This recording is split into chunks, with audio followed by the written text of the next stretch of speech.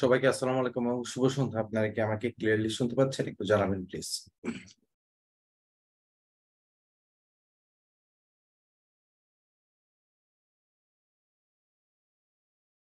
আচ্ছা, thank you confirm করার জন্য। আমরা আজকে ৪৬তম বিসিএস এর প্রিলিমিনারি ফুল কোর্সের ইংরেজি সাহিত্যের দ্বিতীয় লেকচার আপনাদের সবাইকে স্বাগতম জানাচ্ছি। আজকে ভোকালে আছে আমি আবরার এবং কিউএনডি তে আছে আপনাদের প্রিয় আরাফাত ভাইয়া। আজকে আমরা Renaissance period, Shakespeare, Elizabethan period, Jacobean period, Caroline period এবং কমনওয়েলথের কিছু অংশ নিয়ে আলোচনা করব। তো আজকের লেকচারটা আমাদের সবচেয়ে গুরুত্বপূর্ণ যেই লেকচার গুলো আছে ইংরেজি সাহিত্যে তার মধ্যে অন্যতম। সো আমরা এখানে উম প্রত্যেকটা বিসিএস থেকে এলিজাবেথান পিরিয়ড থেকে প্রশ্ন আসে রেগুলার বেসিসে। এটা মোটামুটি বেসিসে প্রত্যেকবারই আসতে থাকে এলিজাবেথান পিরিয়ড থেকে প্রশ্ন। এর একটা বড় কারণ হচ্ছে আমরা জানি উইলিয়াম শেক্সপিয়ার, যিনি ইংরেজি সাহিত্যের একজন সবচেয়ে প্রথিতযশা নাট্যকার যাকে বলা যায়, তিনি আসলে এলিজাবেথান পিরিয়ডে বিলং করেন। তো এটার জন্য আজকের লেকচারে আমাদের এই এলিজাবেথান পিরিয়ডের আলোচনার সাথে সাথে উইলিয়াম শেক্সপিয়ার সম্পর্কিত আলোচনা আছে। কাজে আপনারা আজকে ক্লাসটা করলে বেশি উপকৃত হবেন বলে আমি বিশ্বাস করি। আসেন আমরা সামনের দিকে শুরু করি। রেনেসাঁ পিরিয়ডটাকে মোটামুটি আসলে মোটা দাগে 4টা দাগে ভাগ করা যায়। প্রিপারেশন ফর রেনেসাঁটা আসলে আলাদা কোনো যুগ না, বরং রেনেসাঁর শুরু বা প্রারম্ভিক অবস্থাটা হচ্ছে প্রিপারেশন ফর রেনেসাঁ। এটাকে ওইভাবে যুগ হিসেবে ধরা হয় না। রেনেসাঁ পিরিয়ডের মূল অংশবিশেষ মূলত 4টা। একটা হচ্ছে এলিজাবেথান যুগ, একটা হচ্ছে জ্যাকোবিয়ান এইজ, ক্যারোলাইন এইজ এবং এইজ অফ কমনওয়েলথ বা পিউরিটান এইজ। এই সময়টা হচ্ছে আপনার মূল বিষয়। তো এর মধ্যে আমাদের সবচেয়ে গুরুত্বপূর্ণ এইজটা হচ্ছে এলিজাবেথান এইজ। কারণ এই অংশটা থেকে আসলে পিএসসি যারা প্রশ্নকর্তা, যারা প্রশ্ন করেন সাধারণত, তারা এই যুগটাকে খুব পছন্দ করেন। এই যুগটা থেকে অনেক বেশি রকমের প্রশ্ন আসে। শেক্সপিয়ার ছাড়াও আরো বেশ কিছু গুরুত্বপূর্ণ আহ আছেন, রাইটার আছেন, যাদেরকে আসলে আমাদের এই যুগে স্টাডি করার প্রয়োজন আছে। তো এইখান থেকে আপনি 4টা সাল মুখস্থ রাখলেই হবে: এলিজাবেথান, জ্যাকোবিয়ান, ক্যারোলাইন এবং কমনওয়েলথ। এবং তার সাথে আপনারা একটা সাল মুখস্থ রাখতে পারেন, সেটা হচ্ছে এলিজাবেথের এই যে শুরু হচ্ছে 1558 এবং এর শেষ হচ্ছে 1603। এই সালটা আপনারা মনে রাখার চেষ্টা করতে পারেন। আর আপনারা দেখতে পাবেন কমনওয়েলথ এইজটা 1660 সালে শেষ হয়। 1660 সালে রেস্টোরেশনের মধ্য দিয়ে কমনওয়েলথ এইজটা শেষ হয়। তো এটা যদি মনে রাখতে পারেন তাহলে এটা ভালো। ঠিক আছে, সাল খুব বেশি মনে রাখা লাগে না ইংরেজি সাহিত্যে। একটা দুইটা সাল থাকে, এর মধ্যে এখানে আমি 2টা সাল দিলাম আর কি। খুবই অল্প সংখ্যক কিছু সাল আছে ইংরেজি সাহিত্যের মধ্যে, একটা হচ্ছে এইটা। আচ্ছা, তা আসেন প্রিপারেশন ফর রেনেসাঁ। প্রথম প্রশ্নটা হচ্ছে আপনাদেরকে যদি আমি প্রশ্ন করি, রেনেসাঁ মানে নবজাগরণ, এই নবজাগরণ বলতে আপনি কি বুঝেন? আপনার নিজের ভাষায় আপনারা কেউ বলতে পারবেন নবজাগরণ জিনিসটা কি?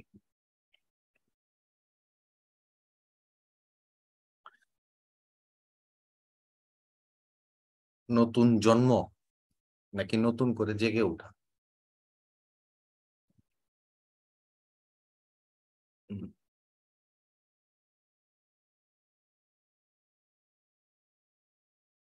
আচ্ছা, স্টার্টিং ফ্রেশ। খুব সুন্দরভাবে যদি আমরা বলি, আমি জিনিসটাকে একটা অ্যানালজি দিয়ে বুঝাতে খুব পছন্দ করি। সেটা হচ্ছে ধরেন বাংলা সিনেমার জগৎটার দিকে যদি আমরা তাকাই, একটা সময় বাংলা সিনেমার একটা বেশ গ্লোরিয়াস একটা টাইম ছিল। অনেক সুন্দর সুন্দর সিনেমা। আমি যখন ছোটবেলায় ছিলাম আমি নিজেও দেখেছি অনেক সুন্দর সুন্দর বেশ কিছু বাংলা সিনেমা ছিল। ভাত দে, তারপরে হচ্ছে রাঙা ভাবি, আরো বেশ কিছু সিনেমা ছিল ওইরকম। তারপরে একটা সময় আসলো যে সময়টায় মোটামুটি বাংলা সিনেমার জগৎটা বলা যায় যে অন্ধকারে চলে গেছে, তাই। তো অন্ধকারে চলে গেলে এই সময়টায় মনে হয় যেন বাংলা সিনেমার জিনিসটা বেশ ঘুমিয়ে গেছে।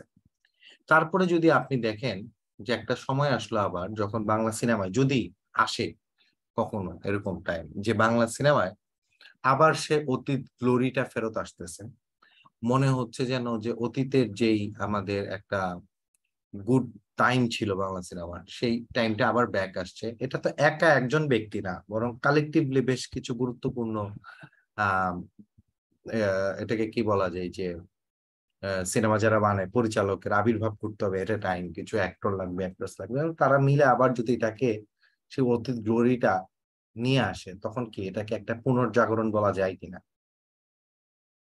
পুনর্জাগরণ বলা যায় না, অর্থাৎ একটা অতীত গ্লোরিয়াস টাইম ছিল, দেন দেয়ার was a dull time, and then again the glory is back. ঠিক আছে? তো রেনেসার ব্যাপারটা অনেকটা এরকম, এই জিনিসটা একটা বৈপ্লবিক ব্যাপারের মতো রেনেসা আসে। এই রেনেসা জিনিসটা সাহিত্য, সংস্কৃতি, চিত্রকর্ম, মিউজিক, এই চারটা অংশকেই টাচ করে গেছিল কম বেশি। রেনেসা শব্দটা একটা ফরাসি শব্দ, যেটার মানে হচ্ছে রিবার্থ, রিভাইভাল বা রিজেনারেশন। এটা আমাদের মুখস্থ করতে হবে, এখানে লাল কালিতে করা আছে। এটা মূলত হচ্ছে কনস্টান্টিনোপল। কনস্টান্টিনোপল কোন জায়গাটা বলতে পারবেন? কনস্টান্টিনোপল কোন জায়গাটা, কোথায় এটা অবস্থিত কনস্টান্টিনোপল? হ্যাঁ, তুরস্ক। সো কনস্টান্টিনোপলের পতনের পর থেকে এই রেনেসা পিরিয়ডটা মোটামুটি শুরু হয়, এবং এখানে এটা ফ্রেঞ্চ একটা শব্দ, যদিও এটা একটা ফ্রেঞ্চ শব্দ, কিন্তু এটা যাত্রা শুরু হয়েছিল ইতালিতে। ইতালির একটা নগরী আছে, নাম হচ্ছে ফ্লোরেন্স। ফ্লোরেন্স নগরীতে রেনেসার যাত্রা শুরু বলা হয়ে থাকে। ইংরেজি সাহিত্যকে টাচ করার আগে সে আর্ট, মানে চিত্রকর্ম, যে চিত্রকলা, যেটা চিত্রকলাকে সে প্রভাবিত করেছিল বেশ বড় পরিসরে, এবং তার কিছু প্রভাব এসে সাহিত্যকর্মে পড়েছিল। এই রেনেসার বেশ কিছু ফিচার আছে, রেনেসার যে কাজকর্মগুলো আছে তার ভিতরে কিছু সেন্ট্রাল থিম খুঁজে পাওয়া যায়। সেন্ট্রাল থিম গুলোর মধ্যে একটা গুরুত্বপূর্ণ থিম হচ্ছে কিউরিওসিটি টু নো মোর, অর্থাৎ নতুন কিছু জানার, নতুন কিছু করার, নতুনের জন্য একটা আলাদা কিউরিওসিটি এই রেনেসা পিরিয়ডের মধ্যে আছে। আপনি যদি রেনেসা পিরিয়ডের সাহিত্যকর্মগুলো পড়েন, তাহলে দেখবেন যে রেনেসা স্পিরিট যে ক্যারেক্টার গুলো আছে তাদের মধ্যে জানার প্রতি একটা আগ্রহ প্রকাশ করে, আগ্রহ এবং একটা ক্যারেক্টার গুলার একটা ইনক্লাইনেশন আছে towards the knowledge. Say for instance doctor Faustus. তারপরে যেমন হচ্ছে একটা জিনিস প্রচুর, মানে অবাধ, আহ অবাধ পাওয়ার, ক্ষমতা, কিংবা একটা জিনিসের প্রতি এক্সেসিভ একটা আম, এটাকে কি বলে, অ্যাট্রাকশন, ঠিক আছে, বা ডিজায়ার কাজ করে রেনেসাঁ পিরিয়ডে। এবং রেনেসার মধ্যে একটা অংশ থাকে যেটাকে বলে হচ্ছে অতীতের প্রতি টান। অতীতের প্রতি টানটা কিরকম, যে আমার যে অতীত টাইমে যে একটা গুড টাইম ছিল, একটা গ্লোরিয়াস টাইম ছিল, সেই গ্লোরিয়াস টাইমটাকে রেনেসাঁ অ্যাকনলেজ করে, যে না, আমার অতীতের এই জিনিসগুলা ভালো ছিল, এই জিনিসগুলা এই জিনিসগুলো ইউজফুল, ভালো, এরকম একটা জিনিস আছে। এরপরে হচ্ছে অ্যাপ্রিসিয়েশন ফর বিউটি, অর্থাৎ সৌন্দর্য, সৌন্দর্য জিনিসটার অ্যাপ্রিসিয়েশন আছে, একটা সুন্দরকে সুন্দর এবং এটা একটা আলাদা ভ্যালু করা, এটা রেনেসাঁর মধ্যে আছে। এবং সর্বশেষ হচ্ছে এক ধরনের নিজস্ব দেশ বা নিজস্ব আহ জাতিসত্তার প্রতি লাভ এবং সলেমনিটি, এই জিনিসটাও রেনেসাঁ অ্যাকনলেজ করে। এগুলো হচ্ছে ফিচার। এগুলো আপনাদের মুখস্থ করার কোনো প্রয়োজন নাই, এখন পর্যন্ত বিসিএস এর রেনেসাঁর ফিচার কি এরকম প্রশ্ন আসে নাই, তো হয়তোবা আসবেও না, কিন্তু আপনাদেরকে জানার জন্য, so that you can relate the next things, এই জন্য হচ্ছে জাস্ট এটা বলা। ঠিক আছে, তো আসেন আমরা সামনের দিকে যাই।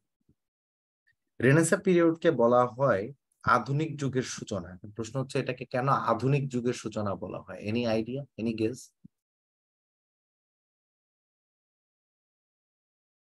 কারো কোনো ধারণা আছে এটাকে কেন আধুনিক যুগের সূচনা বলা যেতে পারে?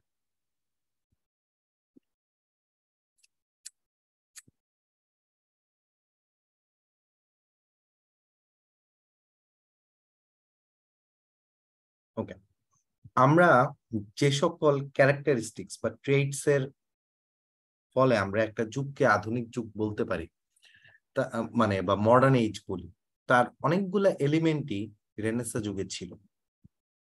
আমি আরেকবার রিপিট করতেছি, মডার্নিজমের যে সকল এলিমেন্ট আছে বা মডার্ন ছিল, তার অনেকগুলো এলিমেন্টই রেনেসাঁ যুগে বিলং করতো। এই জন্য রেনেসাঁকে বলা হয় আর্লি মডার্ন পিরিয়ড, অর্থাৎ সে পুরোপুরি মডার্ন হয়ে যায় নাই, কিন্তু সে অনেকটা মডার্নের মতো। কথাটা কি বুঝে গেছে না জানি? বুঝে থাকলে ইয়েস বলেন, না বুঝতে থাকলে no বলেন।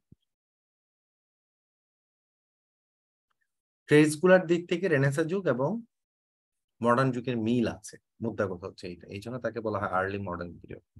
রেনেসাঁ যুগের অনেকগুলো ক্যারেক্টার্স আছে যারা তখনকার সময়ে সেই 15th সেঞ্চুরি কিংবা 16th সেঞ্চুরির ক্রিয়েশন, কিন্তু তাদেরকে দেখলে আপনার মনে হবে মডার্ন ম্যান। এই ধরনের অনেকগুলো ক্রিয়েশন আছে, এই জন্য এটাকে বলা হয় আর্লি মডার্ন পিরিয়ড। আসেন, এগুলো নিয়ে বিস্তারিত সামনে অংশে আমি আলোচনা করবো, এই কথাগুলো আবার আসবে। তো আমরা কয়েকজন ব্যক্তির নাম দেখি। স্যার থমাস মোর, এখান থেকে খুব বেশি প্রশ্ন আসে না, এখান থেকে শুধু এক লাইন জানলেই হবে, সেটা হচ্ছে ইউটোপিয়া। ঠিক আছে, এটা হচ্ছে স্যার থমাস মোরের লেখা, একটু জানলেই হবে, এর চেয়ে বেশি আর এখানে কোনো দরকার নেই। এখান থেকে আপনারা চাইলে স্কিপ করতে পারেন, নিকোলাস সোদাল স্কিপ করতে পারেন, এত কষ্ট করার দরকার নেই। ঠিক আছে, এমনিতে বলা হয় রালফ ডোয়েস্টারকে বলা হয় ফার্স্ট ইংলিশ ড্রামা কমেডি হিসেবে বলা হয়, এটা জানতে পারেন, তবে এগুলা এখন আর পরীক্ষায় খুব একটা আসে না। আচ্ছা, ওকে। হেনরি হাওয়ার্ড স্কিপ করতে পারেন। স্যার থমাস ওয়াট, এই ব্যক্তি সম্পর্কে যদি বলি, আপনাদেরকে একটু প্রশ্ন করি একটা, বলেন তো দেখি, সনেটের প্রবর্তককে? সনেটের প্রবর্তককে?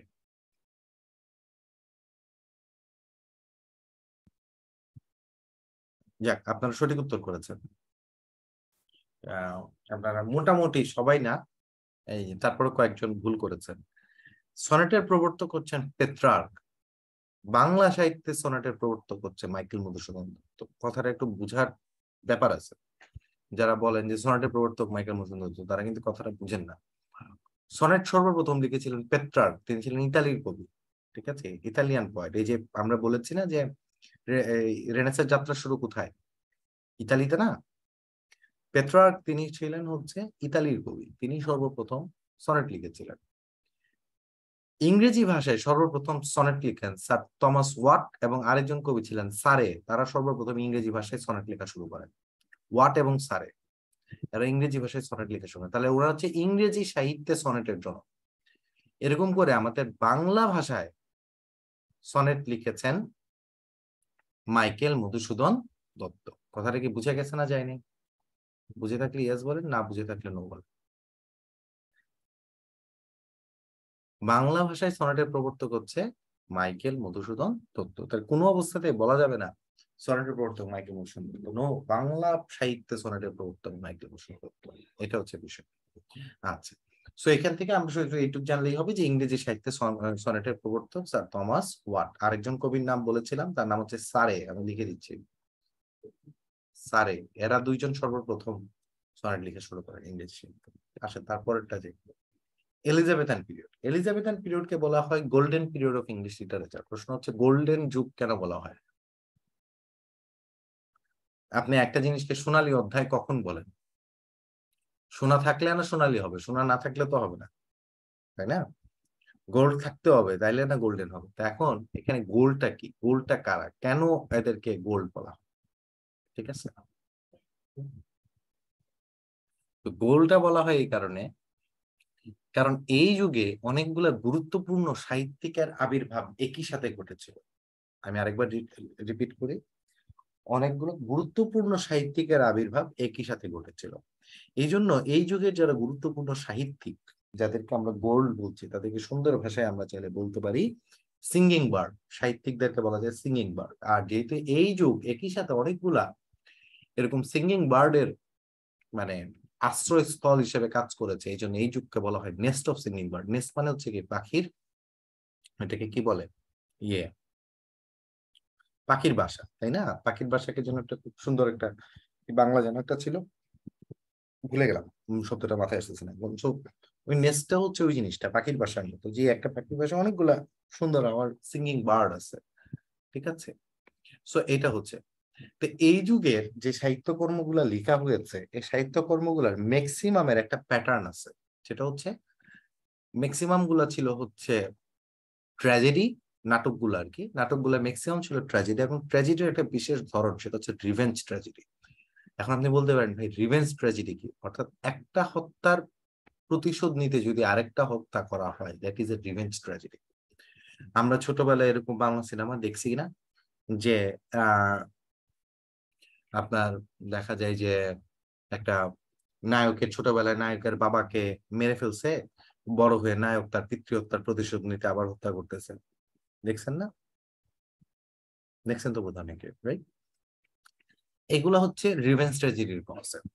ঠিক আছে, অর্থাৎ একটা মৃত্যুর বদলা নিতে আরেকটা মৃত্যু ঘটে। এলিজাবেথান যুগে যে সকল নাটক রচনা করা হয়েছিল তার ম্যাক্সিমাম ছিল হচ্ছে রিভেঞ্জ ট্র্যাজেডি। আমি লিখে দিচ্ছি, কথাটা একটু ভালো মতো দেখবেন। ম্যাক্সিমাম, সব কিন্তু না, বললেই হবে না যে সব ছিল, এভাবে বলা যায় না। রিভেঞ্জ ট্র্যাজেডি ম্যাক্সিমাম এলিজাবেথান যুগে, ঠিক আছে, নাটকগুলো ছিল এই যুগ। আচ্ছা, তো এই যুগের নাম কেন এলিজাবেথান যুগ? কারণ এটা হচ্ছে রানী এলিজাবেথ, আপনারা অনেকেই জানেন রানী দ্বিতীয় এলিজাবেথ কিছুদিন আগে মারা যান। তো রানী প্রথম যে এলিজাবেথ ছিলেন তার সময়কার শাসন হচ্ছে এটা। আচ্ছা, আসেন আমরা সামনের দিকে যাই। Famous writers of Elizabethan age, এখানে অনেকগুলো গুরুত্বপূর্ণ রাইটারদের নাম আছে। আমি আপনাদেরকে ইম্পর্টেন্সের বেসিসে 1 স্টার, 2 স্টার এবং 3 স্টার দিচ্ছি। Edmund Spenser 1 star, Philip Sidney 1 star, Thomas Kyd এখান থেকে আমি দিচ্ছি 3 স্টার। ক্রিস্টোফার মার্লো 3 স্টার, একদম 3 স্টার। জন ডান, জন ডানকে আমি দিচ্ছি 3 star. Francis Bacon 2 star. William Shakespeare কয় স্টার দিব বলেন? এরা যদি সবাই মেজর জেনারেল হয়, উইলিয়াম শেক্সপিয়ার হলো ফুল জেনারেল, 4 স্টার দিলাম, ঠিক আছে। বেন জনসন, বেন জনসনকে আমি 2 স্টার দিচ্ছি। মোটামুটি এটা দেখলে আপনারা একটা আইডিয়া পাবেন কে কার চেয়ে বেশি ইম্পর্টেন্ট, ঠিক আছে। এই এর মধ্যে জন ডানের নামটা 2টা জায়গায় কমন। এই এলিজাবেথান যুগেও পড়ছে সে, জ্যাকোবিয়ান যুগেও পড়ছে, কারণ তারা হচ্ছে এমন টাইমে আবির্ভাব ঘটছে যখন 2টা যুগই চলে কম বেশি। বুঝেন না আমার কথা? এই যুগের টাইমটা এবং ওই যুগের টাইমটা, 2টা মাঝখানে এসে আবির্ভাব করছে। তো মানুষের জন্ম তো যুগ দিয়ে করা যায় না, মানুষ তো যে কোনো সময় জন্ম নিতে পারে, লেখালেখি করতে পারে, এরকম। আচ্ছা, ঠিক আছে, আসেন আমরা সামনের দিকে যাই। তো প্রশ্ন করছে, who is the first sonneteer in English literature? দেখি উত্তর করেন, পারেন নাকি?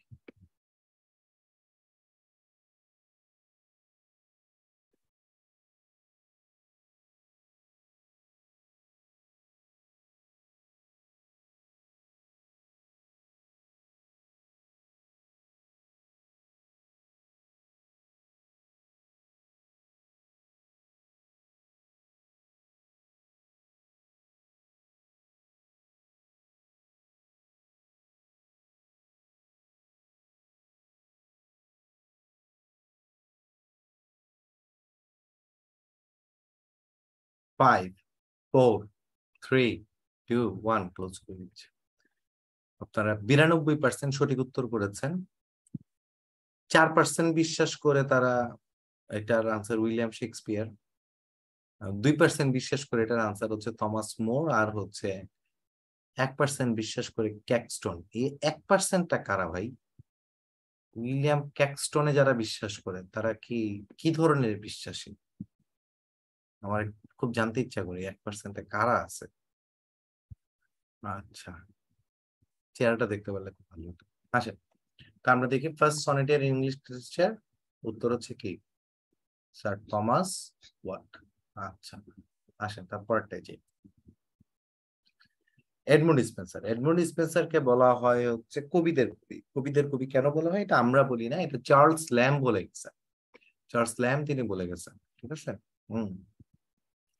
সো তিনি রাজকবি ছিলেন। তো আমাদের এখানে এটা জানলেই হবে যে এডমন্ড স্পেন্সারকে বলা হয় পোয়েট অফ পোয়েটস, এটা একটু জানতে হবে। এবং এখান থেকে হচ্ছে আপনার যেই জিনিসটা আমাদের নামটা জানা দরকার হচ্ছে ফেইরি কুইন, এটা একটু দেখতে হবে। এইটা একটু 3 স্টার দিয়ে দিচ্ছি। এখান থেকে যদি প্রশ্ন আসে অথবা ফেইরি কুইন থেকেই প্রশ্ন আসবে, ঠিক আছে। এইটা একটু দেখলেই হবে, আর কিছু লাগবে না। এটার ক্যারেক্টার এত কিছু দেখার কোনো প্রয়োজন নাই। মেইন থিমটা পেট্রিয়টিজম, এটা দেখতে পারেন।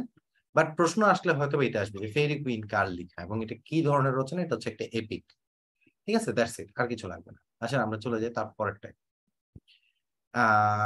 এইখান থেকে যদি আমরা একটু কথা বলি, এখান থেকে হচ্ছে আমাদের শেফার্ডস ক্যালেন্ডার, এটা হচ্ছে আপনারা জানেন যে স্যার ফিলিপ সিডনির মৃত্যুতে লিখে। এটা এটা অনেক সময় এই যে এটা নিচের কোনটা এলেজি এরকম যদি দেয় তাহলে তখন এটা অপশনের মধ্যে থাকে আর কি, এটা অনেক সময়। হ্যাঁ, সো এখান থেকে এটা একটু নামটা দেখে রাখতে পারেন, শেফার্ডস ক্যালেন্ডার।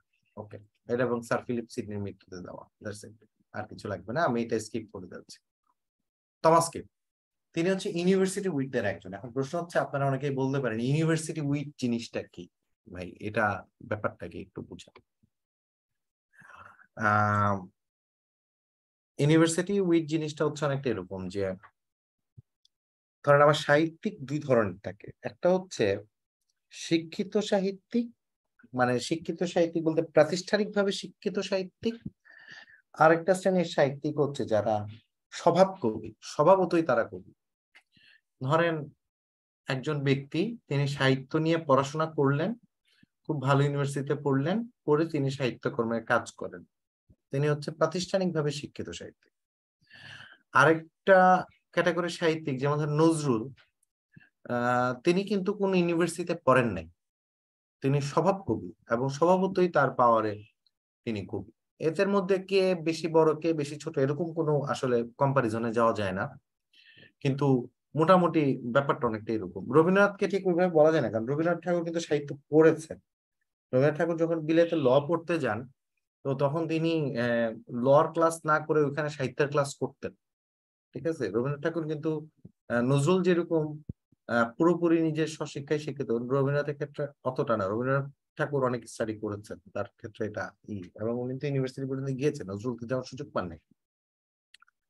তো যাই হোক, আসেন আমরা বলি ইউনিভার্সিটি ওইটা হচ্ছে যারা হচ্ছে বিখ্যাত ইউনিভার্সিটিতে, বিশেষ করে তখনকার সময় অক্সফোর্ড ইউনিভার্সিটিতে পড়াশোনা করেছে, বিশেষ করে অক্সফোর্ড ইউনিভার্সিটির কথা বলা হয়, এবং তারা উচ্চ শিক্ষিত ছিল। তখনকার আমার অক্সফোর্ড ইউনিভার্সিটি কিন্তু কম কথা না, ঠিক আছে। এখনকার সময় তো অক্সফোর্ডও লাগে না, প্রাচ্যের অক্সফোর্ডে চান্স পেলে মানুষ লাফালাফি শুরু করে দেয়। কিন্তু তখনকার আমল অক্সফোর্ড পর্যন্ত পড়ছে এরকম শিক্ষিত ব্যক্তিরা সাহিত্যকর্ম যেহেতু করেছে এবং তারা সাহিত্যকর্ম করে সফলকামও হয়েছে, এই জন্য তাদের একটা আলাদা জায়গা আছে, that is called university. So Thomas Kyd হচ্ছে এরকম ইউনিভার্সিটি উইথদের একজন উচ্চশিক্ষিত সাহিত্যিক। তো তাকে বলা হয় হচ্ছে father of English revenge tragedy. তিনি সর্বপ্রথম ইংলিশ রিভেঞ্জ ট্র্যাজেডি লিখেছেন। এখান থেকে সবচেয়ে গুরুত্বপূর্ণ যে সাহিত্যকর্মটা সেটা হচ্ছে তার স্প্যানিশ ট্র্যাজেডি। এই স্প্যানিশ ট্র্যাজেডিটা কেন ইম্পর্টেন্ট, এর কারণ হচ্ছে আমরা জানি যে উইলিয়াম শেক্সপিয়ারের একটা নাটক আছে, নাটকটার নাম হচ্ছে এই হ্যামলেট। এই হ্যামলেট নাটকের কনটেক্সটটা বা হ্যামলেট নাটকের যে পটভূমিটা সেটা হচ্ছে থমাস কিডের দ্য স্প্যানিশ ট্র্যাজেডি থেকে নেওয়া। কথা কি বুঝে গেছে না যায়নি? বুঝে থাকলে ইয়েস বলেন, না বুঝে থাকলে নো বলেন। হ্যামলেট অর্থাৎ হ্যামলেট নাটকের পটভূমিটা হচ্ছে স্প্যানিশ ট্র্যাজেডি থেকে নেওয়া। এটা বলা যাবে না যে শেক্সপিয়ার কপি করছেন, না, আপনি বলতে পারেন ইমিটেট করেছেন, কারণ every art is an imitation, একটা কথা আছে। হ্যাঁ, কপি আর ইমিটেশনের মধ্যে অনেক ডিফারেন্ট। ঠিক আছে, আসেন তারপরে যে অ্যাডাপ্টেশন থাকতে পারে, adaptation is another thing. Okay, sir Philip Sidney. Sir Philip Sidney হচ্ছে একজন বিখ্যাত ক্রিটিক এবং তিনি একজন পোয়েটও বটে, উনি কিছু কবিতাও লিখেছেন। তার বিখ্যাত হচ্ছে আপনার সনেট গ্রন্থ হচ্ছে স্ট্রাফেল এন্ড স্টেলা, এটা একটা বিখ্যাত। আরেকটা হচ্ছে সাহিত্য সমালোচনামূলক, এটা গ্রন্থ হচ্ছে, এটা আসলে একটা এসে, অ্যান অ্যাপোলজি ফর পোয়েট্রি। উনি এখানে হচ্ছে কবিতার ধরন, কবিদের কাজ, এগুলো নিয়ে কিছু আলোচনা করেছেন। এটা মোটামুটি ফেমাস একটা রাইটিং, যারা সাধারণত ইংরেজি সাহিত্যের ছাত্র হয় তাদেরকে অনেক ইউনিভার্সিটিতে এটা পড়তে দেয়, অ্যাপোলজি ফর পোয়েট্রি জিনিসটা কি, ঠিক আছে। তো এটা পড়ায়, হ্যাঁ আমরাও পড়েছিলাম ছাত্র জীবনে। তা আসলে আমরা তারপরটাই চলে যাই। Christopher Marlowe. Christopher Marlowe is very very important, একদম এখান থেকে প্রশ্ন আসার চান্স খুবই হাই, ঠিক আছে। আমি যেন এখানে 3 স্টার দিয়ে রাখলাম। তাকে বলা হয় ফাদার অফ ইংলিশ ট্র্যাজেডি বা ড্রামা। উনি সর্বপ্রথম ব্ল্যাঙ্ক ভার্সের প্রবর্তন করেন, এই জিনিসটা খুব ইম্পর্টেন্ট যে ইংলিশ সাহিত্যে ব্ল্যাঙ্ক ভার্সের প্রবর্তককে, উত্তর হচ্ছে ক্রিস্টোফার মার্লো। তো ক্রিস্টোফার মার্লোর সবচেয়ে বিখ্যাত একটা নাটক হচ্ছে ডক্টর ফস্টাস। ডক্টর ফস্টাস থেকে টানা বিসিএস এর প্রশ্ন আসছে, ঠিক আছে। ডক্টর ফস্টাস থেকে একটা উক্তি ছিল, O sweet Helen make me immortal with a kiss, এরকম একটা কোটেশন ছিল। তো এই কোটেশনটা আসলে ডক্টর ফস্টাস থেকে নেওয়া। তো আমি ক্রিস্টোফার মার্লো সম্পর্কে আলোচনা করতে গিয়ে আমি ডক্টর ফস্টাস সম্পর্কে একটু আলোচনা করতে চাই। ডক্টর ফস্টাস এই ব্যক্তি, এই ক্যারেক্টারটা, মানে ডক্টর ফস্টাস নাটকের ডক্টর ফস্টাস ক্যারেক্টারকে অ্যানালাইসিস করলে রেনেসা জিনিসটা কি বা রেনেসা স্পিরিট জিনিসটা কি এটা বোঝা যায়। ডক্টর ফস্টাস হচ্ছে একজন প্রফেসর, মানে হচ্ছে ডক্টর। তো তিনি হচ্ছেন তার হচ্ছে যে কোনো কিছু জানার বা একটা জিনিস সম্পর্কে তার অবাধ আগ্রহ, যে কোনো কিছুর ব্যাপারে তার অবাধ আগ্রহ আছে এরকম ব্যক্তি। তিনি তার জীবনে সবকিছু পাওয়ার জন্য তিনি শয়তানের সাথে একটা চুক্তি করেন। এই চুক্তির বিনিময়ে তিনি তার মৃত্যুর পরে তার সোল শয়তানকে দিয়ে দিবেন, তার বিনিময়ে তিনি দুনিয়াতে যতদিন বেঁচে থাকবেন তিনি যা চাবেন শয়তান তাকে তা দিতে বাধ্য থাকবে, এরকম একটা চুক্তি হয়। অর্থাৎ ট্রিটি উইথ দ্য এটাকে কি বলে, ডেভিলস, ঠিক আছে, ট্রিটি উইথ দ্য ডেভিল। তো এইটা হচ্ছে ডক্টর ফস্টার স্বাক্ষর করে। তো স্বাক্ষর করার পরে তো ডক্টর ফস্টাস এটা চাই ওটা চাই, ডেভিল তারে দিয়ে যায়, ডেভিলের নাম থাকে মেফিস্টোফিলিস, মেফিস্টোফিলিস তাকে এটা দিয়ে যায়। তো একদিন ডক্টর ফস্টাস বলেন যে আমি হেলেনকে দেখতে চাই। মেফিস্টোফিলিস তো শয়তান, তাহলে তাই নিয়েই তো হবে চুক্তি স্বাক্ষর করা। তখন মেফিস্টোফিলিস ডক্টর ফস্টাসের সামনে হেলেনের অবয়বটা নিয়ে আসে। তখন ডক্টর ফস্টাস হেলেনকে দেখার পরে বলে, এটাই কি সেই Helen? Is this that Helen? যে তুমি যার জন্য এই এত বড় যুদ্ধ সংঘটিত হয়েছিল, is this this same Helen? O sweet Helen, make me immortal with a kiss. এই কথাটা তখন ডক্টর ফস্টাস বলে। ঠিক আছে, এই মাঝখানে এমনি পুরো নাটকে কোনো অশ্লীলতা বা কোনো কিছু নাই, জাস্ট মাঝখানে একটা লাইন আছে।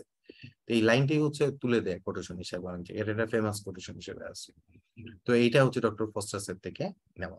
ঠিক আছে, তার বাইরে ক্রিস্টোফার মার্লোর একটা বিখ্যাত নাটক আছে, এটা হচ্ছে জু অফ মাল্টা। জি অফ মাল্টা, জু মানে কি কেউ বলতে পারবেন? জু, এটা উচ্চারণ জিউ না, এটা উচ্চারণ হচ্ছে জু। জু বলতে ইহুদি বুঝায়। গুড গুড, আপনারা জানেন জু হচ্ছে ইহুদি, মাল্টা হচ্ছে একটা জায়গার নাম, এই জায়গাটা ইহুদি। এইরকম এই প্লটটা আবার শেক্সপিয়ারের আরেকটা নাটক আছে, নাটকটার নাম হচ্ছে মার্চেন্ট অফ ভেনিস। এই মার্চেন্ট অফ ভেনিস নাটকটার কনসেপ্ট জু অফ মাল্টা থেকে নেওয়া। বুঝে গেছে কথা? এটার জন্য এই প্রশ্নটা আসে যে দ্য জু অফ মাল্টা কার লেখা? উত্তর হচ্ছে ক্রিস্টোফার মার্লোর লেখা। শেক্সপিয়ার তার এই দুইটা নাটক, একটা হচ্ছে ক্রিস্টোফার মার্লো থেকে আর একটা হচ্ছে থমাস কিড থেকে নিয়েছেন। ঠিক আছে, আসেন আমরা সামনের দিকে যাই। সো ডক্টর ফস্টাস থেকে এই যে মেফিস্টোফিলিস থাকে শয়তান, ফস্টাস থাকে হেলেন অফ ট্রয়, এটা ছোট, খুবই ছোট একটা ক্যারেক্টার, অল্প একটু জায়গায় থাকে। থার্স্ট ফর পাওয়ার, ওই যে যেটা বলছিলাম ডক্টর ফস্টাস সবকিছু পাওয়ার একটা অবাধ আকুতি তার ভিতরে কাজ করে এটা। ঠিক আছে, আচ্ছা আসেন এখান থেকে আমরা পরে চলে যাই। কাকে বলা হয় পয়েট অফ পয়েটস? দেখি এটা আপনারা মনে রাখতে পেরেছেন নাকি।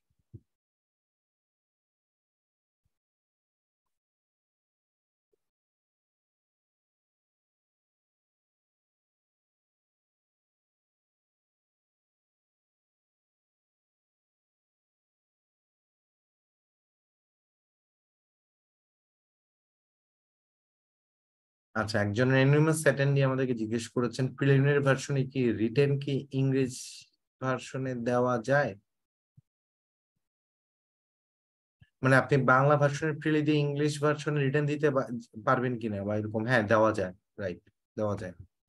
বিসিএস রিটেনে কোন ভাষায় আনসার করবেন এরকম কোনো ফিক্সড আনসার দিতে হয় না, আপনি যে কোনো দিতে পারবেন। প্রিলি আপনি বাংলা ইংলিশ যে কোনোটাতে আপনি ফর্ম ফিল আপের সময় ঠিক করে দিবেন। রিটেন যেভাবে ইচ্ছা, আপনি পরীক্ষার হলে ঢুকে যদি মনে করেন ইংরেজি দিবেন, ইনস্ট্যান্ট ইংরেজি দিতে পারবেন, সমস্যা নেই। ডক্টর প্রিয়াঙ্কা বলেছেন ভলিউমটা একটু বাড়ালে ভালো হতো। কেন, আনসার শোনা যায় না? মানে কথা শোনা যাচ্ছে না আমারটা ক্লিয়ার কাট? আস্তে আস্তে কি?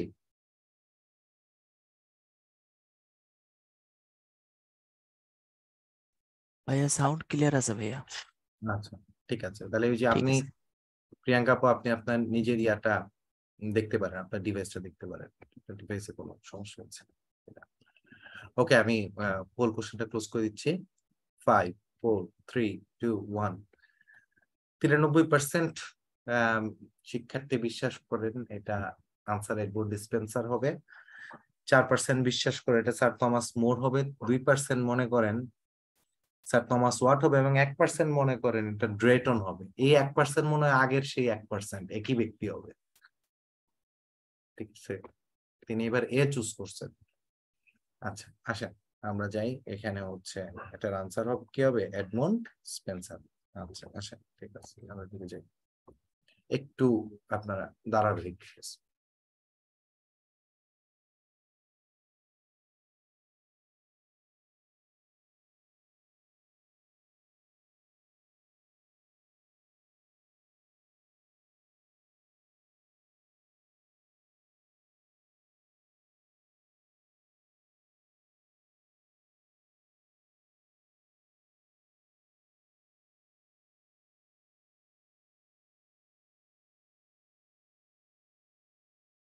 ওকে, স্যার থমাস নাশ উনি ইউনিভার্সিটি উইথদের একজন।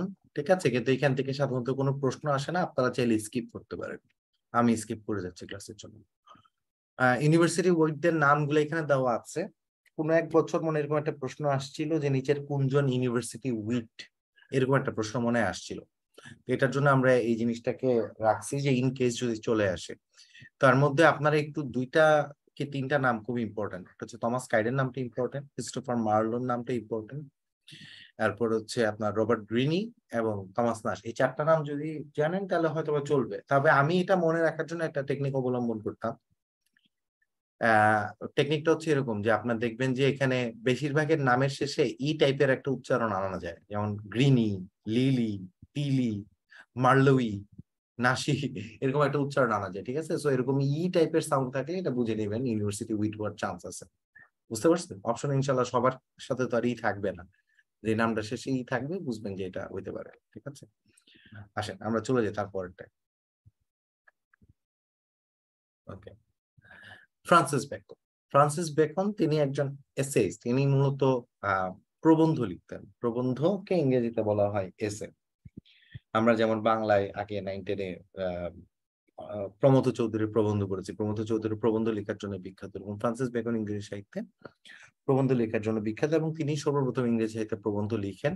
এই জন্য তাকে বলা হয় ফাদার অফ ইংলিশ এসে।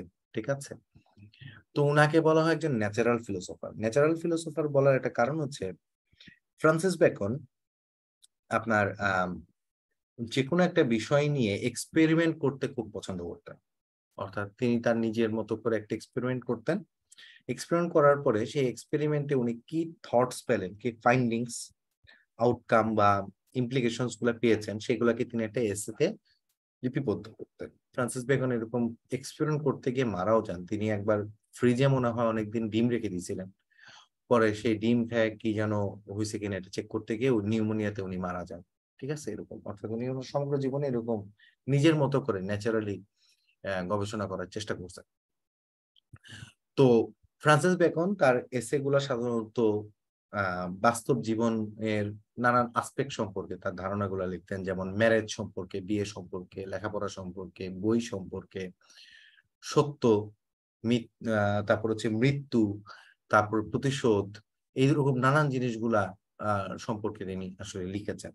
তো তার বিখ্যাত এসে গুলা বেশিরভাগই অফ দিয়ে শুরু হয়েছে, যেমন of studies, of marriage and singularity, of envy, তারপর হচ্ছে of truth, of death, of revenge, এরকম অফ বুকস, এরকম নানান ধরনের ইগুলা আছে। ঠিক আছে, এইগুলার উপরে উনি লিখেছেন। সো অফ দিয়ে শুরু হলে আমরা নর্মালি গেস করতে পারি যে এটা হয়তো ফ্রান্সিস বেকনের লেখা কোনো একটা এসে।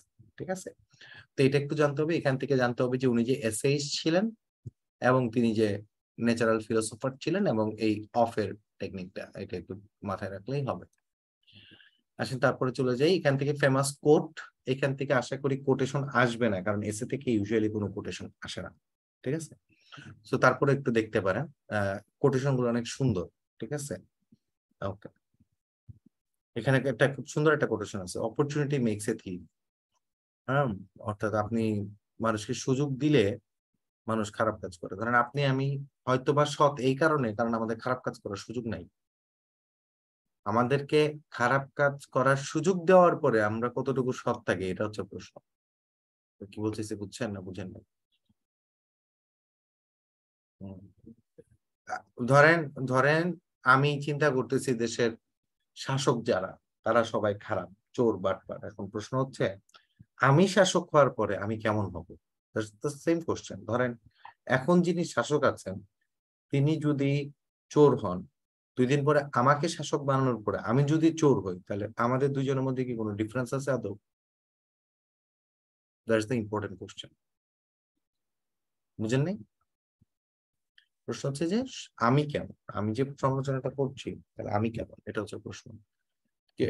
এখন ধরেন একজন, আমি ধরেন আমি কথার কথা আমি সিএনজি চালাই, আমি একজন সিএনজি ড্রাইভার। তা আমি বলতেছি দেশের মন্ত্রী, এমপি, নেতারা কিভাবে সুযোগ পাইলে গরিবকে লুটে পুটে খায়, আমি এটা নিয়ে প্রচন্ড তৎপর। আর বৃষ্টির দিন আসলে আমি সুযোগে হচ্ছে ভাড়া 200 টাকা বাড়াই দিই। তাহলে ঘটনা কিন্তু দুইটা জায়গায় আসলে সেম। আমি একজন টিচার, আমি যদি বুঝতে পারি যে না এই স্টুডেন্টারে পড়াইলে আমি এখানে অতিরিক্ত টাকা চান্সে আমি বাগায় নিতে পারবো, তাহলে আমার টেন্ডেন্সিটা কিন্তু সেম। বুঝেন নাই আমার কথা? সো সে হয়তো বা হ্যাঁ, সে 1000 কোটি টাকা লুপাট করছে, তার 1000 কোটি টাকা লুপাট করার সুযোগ আছে এই জন্য, আমি 1000 টাকা লুপাট করছে কারণ আমার 1000 টাকা লুপাট করার সুযোগ আছে এই জন্য। এটা হচ্ছে একটা ইম্পর্টেন্ট অ্যাসপেক্ট, চিন্তা করার মতো বিষয়। আচ্ছা আসেন আমরা সামনের দিকে যাই। ঠিক আছে, ওকে।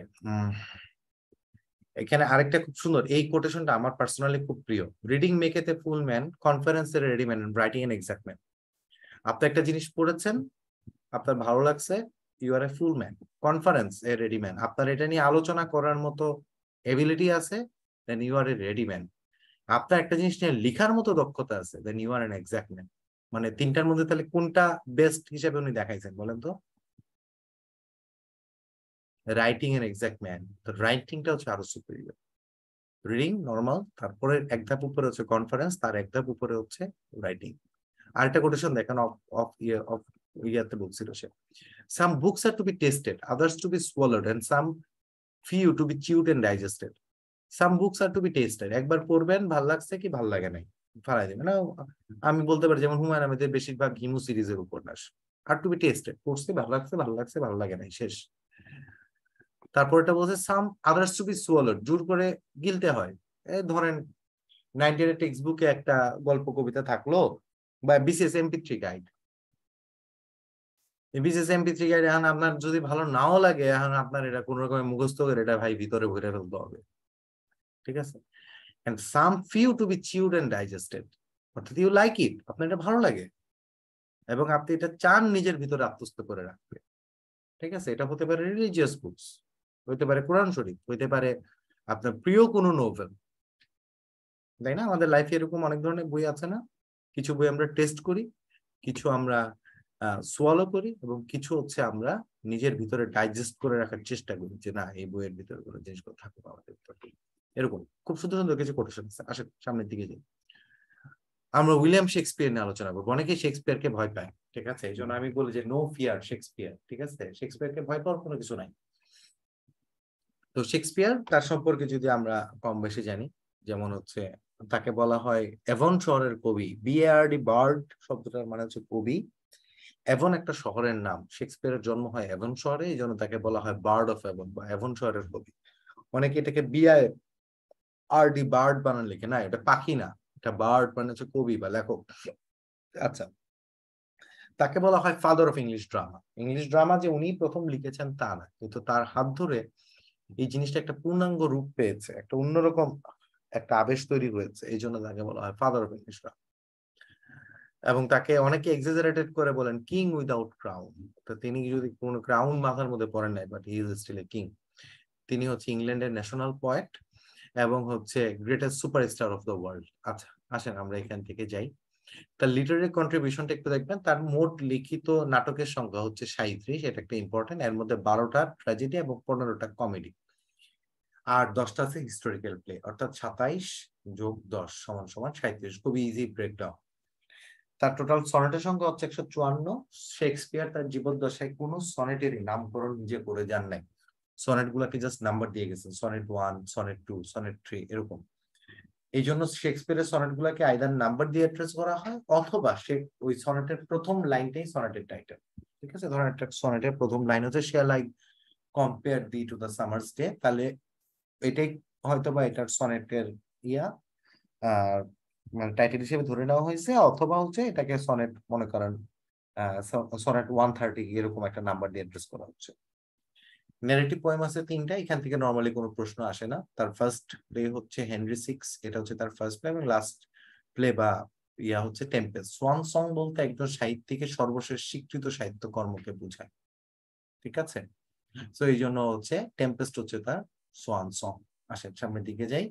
শেক্সপিয়ারের জন্ম মৃত্যুর তারিখটা কখনো কখনো কোনো কোনো পরীক্ষায় আসতে দেখা গেছে, কারণ এপ্রিল মাসে জন্ম, এপ্রিল মাসের মৃত্যু, তো 23 আর 26 তারিখ 1564 এবং 1616, এই জন্য এটা কোন কোন পরীক্ষা অনেক সময় আসছে, এটা সাধারণ জ্ঞানে আসছে।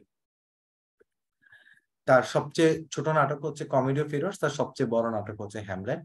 তো এখান থেকে আমরা কয়েকটাই বলি। শেক্সপিয়ারের কমেডি অফ এরর্স কে হচ্ছে আপনার ভ্রান্তি বিলাস, এটা বাংলা অনুবাদ করেছেন ঈশ্বরচন্দ্র বিদ্যাসাগর। আর টেমিং অফ দ্য শ্রিউ এটাকে বাংলা করেছেন হচ্ছে মুনির চৌধুরী, মুখার রমণী বশীকরণ নামে, এটা আসে পরীক্ষায় এগুলা।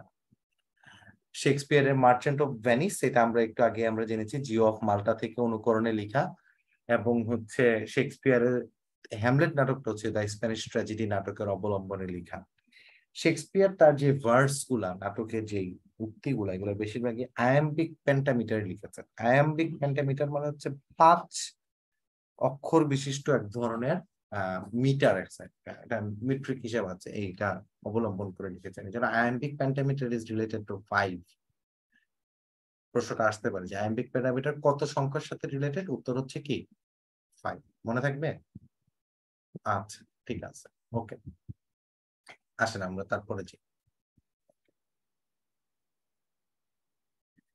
শেক্সপিয়ারের ট্র্যাজেডি এবং কমেডি, অনেক সময় একটা নাটক তুলে দিয়ে জিজ্ঞেস করে এটা শেক্সপিয়ারের কি ট্র্যাজেডি নাকি কমেডি। তো এইটা মনে রাখার একটা সহজ টেকনিক আমি শিখিয়ে দিচ্ছি, যে শেক্সপিয়ারের যে সকল নাটক ক্যারেক্টারের নামে আছে এগুলো সব ট্র্যাজেডি, আর যেগুলা কোনো একটা কনসেপ্টের উপরে আছে সেটা হচ্ছে আপনার comedy. Say for instance Hamlet, একটা ব্যক্তির নাম হচ্ছে হ্যামলেট যে শেক্সপিয়ারের নাটকের ক্যারেক্টার, তাহলে এটা হচ্ছে tragedy. As you like it, এটা তো কোনো ব্যক্তির নাম না, তাহলে এটা হচ্ছে কমেডি। তাহলে আপনারা এখানে দেখলে দেখেন Hamlet, Macbeth, Julius Caesar, Othello, King Lear, Timon Athens, Romeo Juliet, Titus Andronicus, তারপর হচ্ছে ক্যারিওলানাস, অ্যান্টনি ক্লিওপেট্রা, সিম্বেলাইন, এগুলো সবগুলো দেখেন ব্যক্তির নাম, তাহলে এগুলো সবই হচ্ছে ট্র্যাজেডি। এবং কমেডি গুলো দেখেন as you like it, comedy of errors, midsummer's night dream, taming of the shrew, twelfth night, much ado about nothing, merry wives of Windsor, winter's tale, তারপর হচ্ছে পেরিকেলস, প্রিন্স অফ টায়ার, তারপর হচ্ছে Tempest, এগুলো একটাও কোনো ব্যক্তির নাম না, তাহলে এগুলো হচ্ছে সব কমেডি। টেকনিকটা সুন্দর না?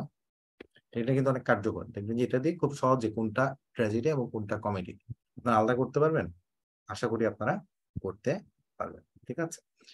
একটা প্রশ্ন নিয়ে আপনাদের মনের মধ্যে আসতে পারে, সেটা হচ্ছে যে ভাই আমি সর্বশেষ একটা বিসিএস এর পরীক্ষার প্রশ্নে দেখলাম যে জুলিয়াস সিজারকে হিস্টোরিক্যাল প্লে দেওয়া, কিন্তু আপনারা বলতেছেন ট্র্যাজেডি, তাহলে এটার আনসারটা কি হবে?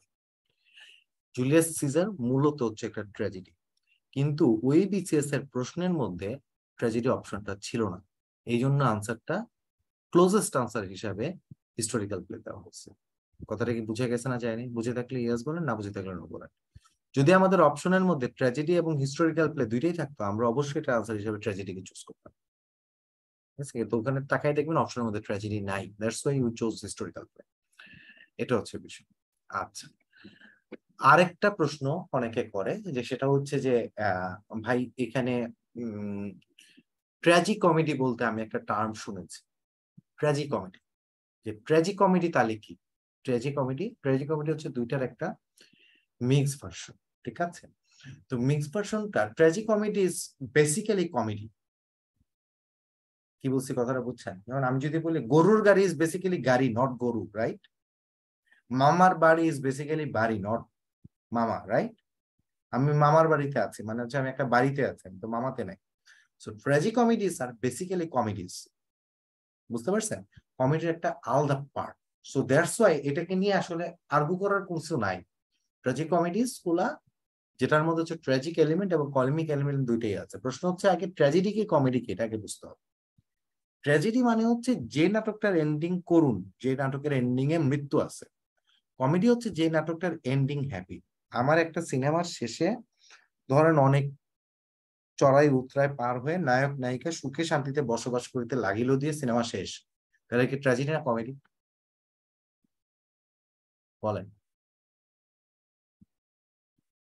নাটক সিনেমাটার এন্ডিং যদি হয় নায়ক নায়িকা সুখে শান্তিতে বসবাস করতে লাগলো, তাহলে এটা কিন্তু কমেডি। আর সিনেমাটা এন্ডিং যদি এটা হয় নায়িকাকে পাওয়ার জন্য নায়ক মারা গেল, নায়ক মারা যাওয়ার মৃত্যুর শোকে নায়িকাও মারা গেল, তাহলে আমার সেন্ট্রাল ক্যারেক্টার মরে গেছে দুইটাতে, তাহলে এটা কি? এটা হচ্ছে ট্র্যাজেডি, ঠিক আছে। এখন একটা কমেডিতে যদি ট্র্যাজিক এলিমেন্ট থাকে এবং একটা মিক্সড ভার্সন তৈরি হয়, but the ending is basically comedy, then that is tragic. বুঝে গেলে ইয়েস বলেন, না বুঝে গেলে নো বলেন। আচ্ছা, ঠিক আছে, আসেন আমরা সামনের দিকে যাই। ওকে, তো ট্র্যাজিকমেডির মধ্যে আছে all's well that ends well, the merchant of Venice, measure for measure, এগুলো হচ্ছে আপনার ট্র্যাজিকমেডি। আচ্ছা, তো এটা আমরা দেখবো। এবার আসেন হিস্টোরিক্যাল প্লে।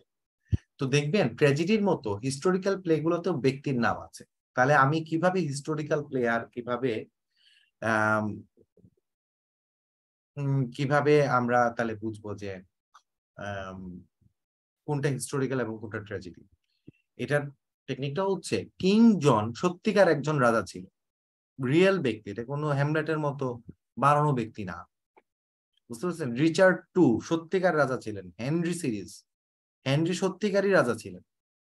বুঝতে পারছেন? তখনকার সময় তো আসলে এরকম মনে করেন সিনেমা ছিল না, মুভি ছিল না, বা বায়োগ্রাফি ডকুমেন্টারি ছিল না।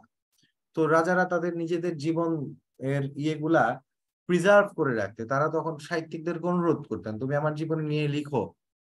তো তারা তখন হয়তো বা সাহিত্যিকরা কেউ টাকার বিনিময়ে, কেউ হয়তো বা রাজার প্রিয় ভাজন হওয়ার জন্য, কেউ হয়তো বা চাপে পড়েই রাজার জীবনী নিয়ে লিখতো। আবার কেউ ভালোবেসেও লিখছে, এটাও আছে যে রাজা ভালো মানুষ তার জন্য লিখছি, আছে। যেভাবেই হোক, সত্যিকার রাজার জীবনী নিয়ে লিখলে সেটা হচ্ছে হিস্টোরিক্যাল। কথা বুঝে গেছে? ক্লিয়ার? হ্যাঁ, ওকে, ঠিক আছে। তো এই কয়টা একটু দেখলেই হবে। নর্মালি প্রশ্ন আসলে ট্র্যাজেডি বা কমেডি থেকে আসবে, খুব বেশি কঠিন কিছু আসবে না আপনাদের জন্য। আসেন তারপরে ট্র্যাজেডি। শেক্সপিয়ারের প্রবলেম প্লে, এগুলো আসলে তো মুখস্থ করার দরকার নেই, এগুলা থেকে আপনাদের হয়তো বা ওইভাবে প্রশ্ন আসবে না, জাস্ট দেখে রাখতে পারেন। ঠিক আছে, অত ডিপে যাওয়ার দরকার নেই, এখানে দিয়ে দিতে দিতে অনেক কিছুই দিয়ে দেয় এরা, এগুলো স্কিপ করতে পারেন চাইলে। আমরা এখন শেক্সপিয়ারের নাটকগুলো নিয়ে আলোচনা করবো। আমি জানি আপনাদের মনের মধ্যে নাটকগুলো সম্পর্কিত অনেক প্রশ্ন থাকে, যে ভাই এই নাটকে কি হয়, কোটেশন মনে থাকে না, কেমনে কোটেশন মনে রাখবো, ক্যারেক্টার মনে রাখবো। এটার জন্য আমি আপনাদেরকে নাটকগুলোর কাহিনীগুলোর সামারিটা আমি সংক্ষেপ কথায় আর কি বলে দেওয়ার চেষ্টা করব। হ্যামলেট নাটকটা ব্যক্তিগতভাবে আমার প্রিয় একটা নাটক, আমি এই শেক্সপিয়ারের নাটকটা খুব পছন্দ করি। হ্যামলেট থাকেন একজন রাজা, তিনি হচ্ছে নাটকে হচ্ছে তিনি ডেনমার্কের রাজা। ঠিক আছে? তো হ্যামলেট হচ্ছে দুইজনের নাম, বাবার নামও হ্যামলেট, ছেলের নামও হ্যামলেট। তো বাবা হচ্ছে কিং হ্যামলেট, ছেলে হচ্ছে প্রিন্স হ্যামলেট। কিং মানে হচ্ছে রাজা, আর প্রিন্স মানে হচ্ছে রাজপুত্র। তো দুইটা ক্যারেক্টারের নামই হ্যামলেট আছে। বাবার নাম হচ্ছে কিং হ্যামলেট, ছেলের নাম হচ্ছে প্রিন্স হ্যামলেট। তো কিং হ্যামলেট মারা যায়, এই নিউজ শুনে প্রিন্স হ্যামলেট মানে রাজার ছেলে হ্যামলেট, তখন সে হচ্ছে আইসা সে শোকে থাকে। তো শোকে থাকার পরে একটা টাইমে তাকে সে উইচেসরা জানাই দিয়ে যায় যে তোমার বাবাকে আসলে হত্যা করা হয়েছে। তো প্রিন্স হ্যামলেট যে সে আসলে একটা শিক্ষিত ছেলে, সে জার্মানির একটা বিশ্ববিদ্যালয়ে পড়াশোনা করছে। বাই দা ওয়ে, একটা প্রসঙ্গক্রমে একটা কথা বলি, শেক্সপিয়ারের নাটকের যতগুলো ক্যারেক্টার আছে এর মধ্যে প্রিন্স হ্যামলেট সবচেয়ে উচ্চ শিক্ষিত character. This is the only character that went to a university in Shakespeare's world. সুতরাং এই প্রিন্স হ্যামলেট ক্যারেক্টারটাকে শেক্সপিয়ার আসলে যথেষ্ট চিন্তা করে এবং যথেষ্ট ক্রাফটি ওয়েতে তিনি এটা তৈরি করেছেন, এই কথা আমি বলবো। তো প্রিন্স হ্যামলেট তো এরকম মানে সে যেহেতু একটা শিক্ষিত ছেলে, সে একটা উইচ আসবে একটা কথা বলবে, সে তো বিশ্বাস করা শুরু করবে না। সে তো একটু শিক্ষিত, তার তো ক্রেডিবিলিটি মানে ওরকম হবে না যে একটা হ্যাঁ কথা শুনলাম ওরকম আর আমি বিশ্বাস করে ফেলবো, তা না। সো তখন প্রিন্স হ্যামলেট চিন্তা করতে শুরু করে যে আসলে কি এটা হয়েছে, I need to investigate and I need to figure it out, যে এটা কি হয়েছে আসলে। এখন সেটা ইনভেস্টিগেট করবে কিভাবে? সমস্যাটা হচ্ছে তার চাচা যে ছিল, তার চাচা হচ্ছে ক্লডিয়াস। এই ক্লডিয়াস হচ্ছে তার মা গার্ট্রুডকে বিয়ে করে এবং করে হচ্ছে ক্লডিয়াস রাজা হয়ে যায়। ঠিক আছে? তো তখন হেমলেটের অবস্থা খুব খারাপ, মানে নিয়ে তার কথা বলা যাবে না, কথা বললেই তো ঠুসঠাস তারা মেরে ফেলবে রাজা। তখন হেমলেট সে তার নিজের মতো করে ইনভেস্টিগেট করা শুরু করে। ইনভেস্টিগেশন প্রসেসে হেমলেটের একটা বন্ধু থাকে, বন্ধুর নাম হচ্ছে হোরাসিও। তো হোরাসিও নাটকের একটা অংশে বলে যে সবকিছু হচ্ছে উপরে স্টার লিখে রাখে, মানে হচ্ছে আসমান উপরওয়ালা থেকে আসলে সবকিছু পূর্ব নির্ধারিত। তখন এই প্রিন্স হ্যামলেট বলে সবকিছু আসলে স্টারের উপর লেখা না। তখন বলে যে there are many things in heaven around Horatio than that are dreamed in your philosophy. Horatio, তুমি মনে করো সবকিছু আকাশে আর মাটির মধ্যে বিরাজমান? নো, এর চেয়ে অনেক কিছু আছে। অর্থাৎ এখানেই গ্রিক ট্র্যাজেডি এবং শেক্সপিয়ারিয়ান ট্র্যাজেডির মধ্যে ডিফারেন্স। গ্রিক ট্র্যাজেডি বিশ্বাস করে ফেইটে, অর্থাৎ সবকিছু ফেইটের উপর নির্ভরশীল, কর্ম ইম্পর্টেন্ট বিষয় না। কিন্তু শেক্সপিয়ারিয়ান ট্র্যাজেডি বিলিভ করেন মানুষের পরিণতি তার কর্মের কারণে আসে। ঠিক আছে, তো এটা আমরা পরবর্তীতে শেক্সপিয়ারের বিভিন্ন নাটকে এই থিমটা আলোচনার মধ্যে আসে। যারা এখানে ইংলিশ স্টুডেন্ট আছেন কতজন আছে ক্লাসে? ইংলিশ লিটারেচারের স্টুডেন্ট কতজন আছেন দেখি, রেসপন্স করেন তো।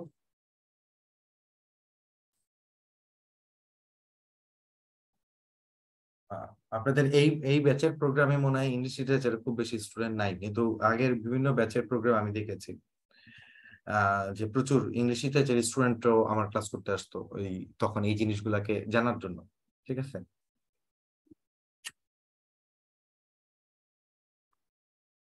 তো যে কথাটা বলছিলাম, তো তখন হেমলেট সে তার নিজের মতো করে ইনভেস্টিগেট করতে থাকে। তো ইনভেস্টিগেট করার জন্য সে একটা নাটকের মধ্যে দেখা একটা সিন দেখা যে হ্যামলেট একটা নাটকের আয়োজন করে। নাটকটা আয়োজন করে তার মা, তার চাচা ক্লডিয়াস এবং আরো মানুষজনকে দাওয়াত করে তার আয়োজিত নাটক দেখার জন্য। ওই নাটকের প্লটটার মধ্যে এরকম একটা প্লট দিয়ে রাখে যে ভাই তার ভাইকে হত্যা করে রাজা হয়। যে সে তখন হ্যামলেট দেখতে চায় যে তার চাচার রিয়াকশন কি হয়। তার চাচা যদি এতে নার্ভাস হয়ে যায় তার মানে বুঝতে হবে ঘটনা হয়তো বা সত্য। আর তার চাচা যদি মনে করেন এটাকে নর্মালি নেয় তাহলে এটা কোনো ব্যাপার না, এরকম। তো তার চাচার রিয়াকশনটা কি হয় এটা দেখার জন্য সে নাটকের ভিতরে একটা নাটকের আয়োজন করে। এই জন্য এটাকে বলা হয় প্লে উইদিন দ্য প্লে। অর্থাৎ আপনি একটা নাটক দেখতে বসছেন, তার মধ্যে আবার আরেকটা নাটক দেখাচ্ছে। তো এখন যদি একটা প্রশ্ন করে play within the play offers in which play, answer করতে পারবেন?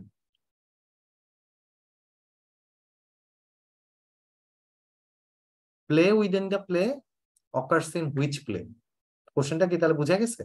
এটা তার মানে যে প্লটটা জানে সেই কিন্তু এটা আনসার করতে পারবে। এটা কিন্তু আসলে কোনো কঠিন প্রশ্ন না, জাস্ট কাহিনীটা জানেন কিনা, দ্যাটস ইট।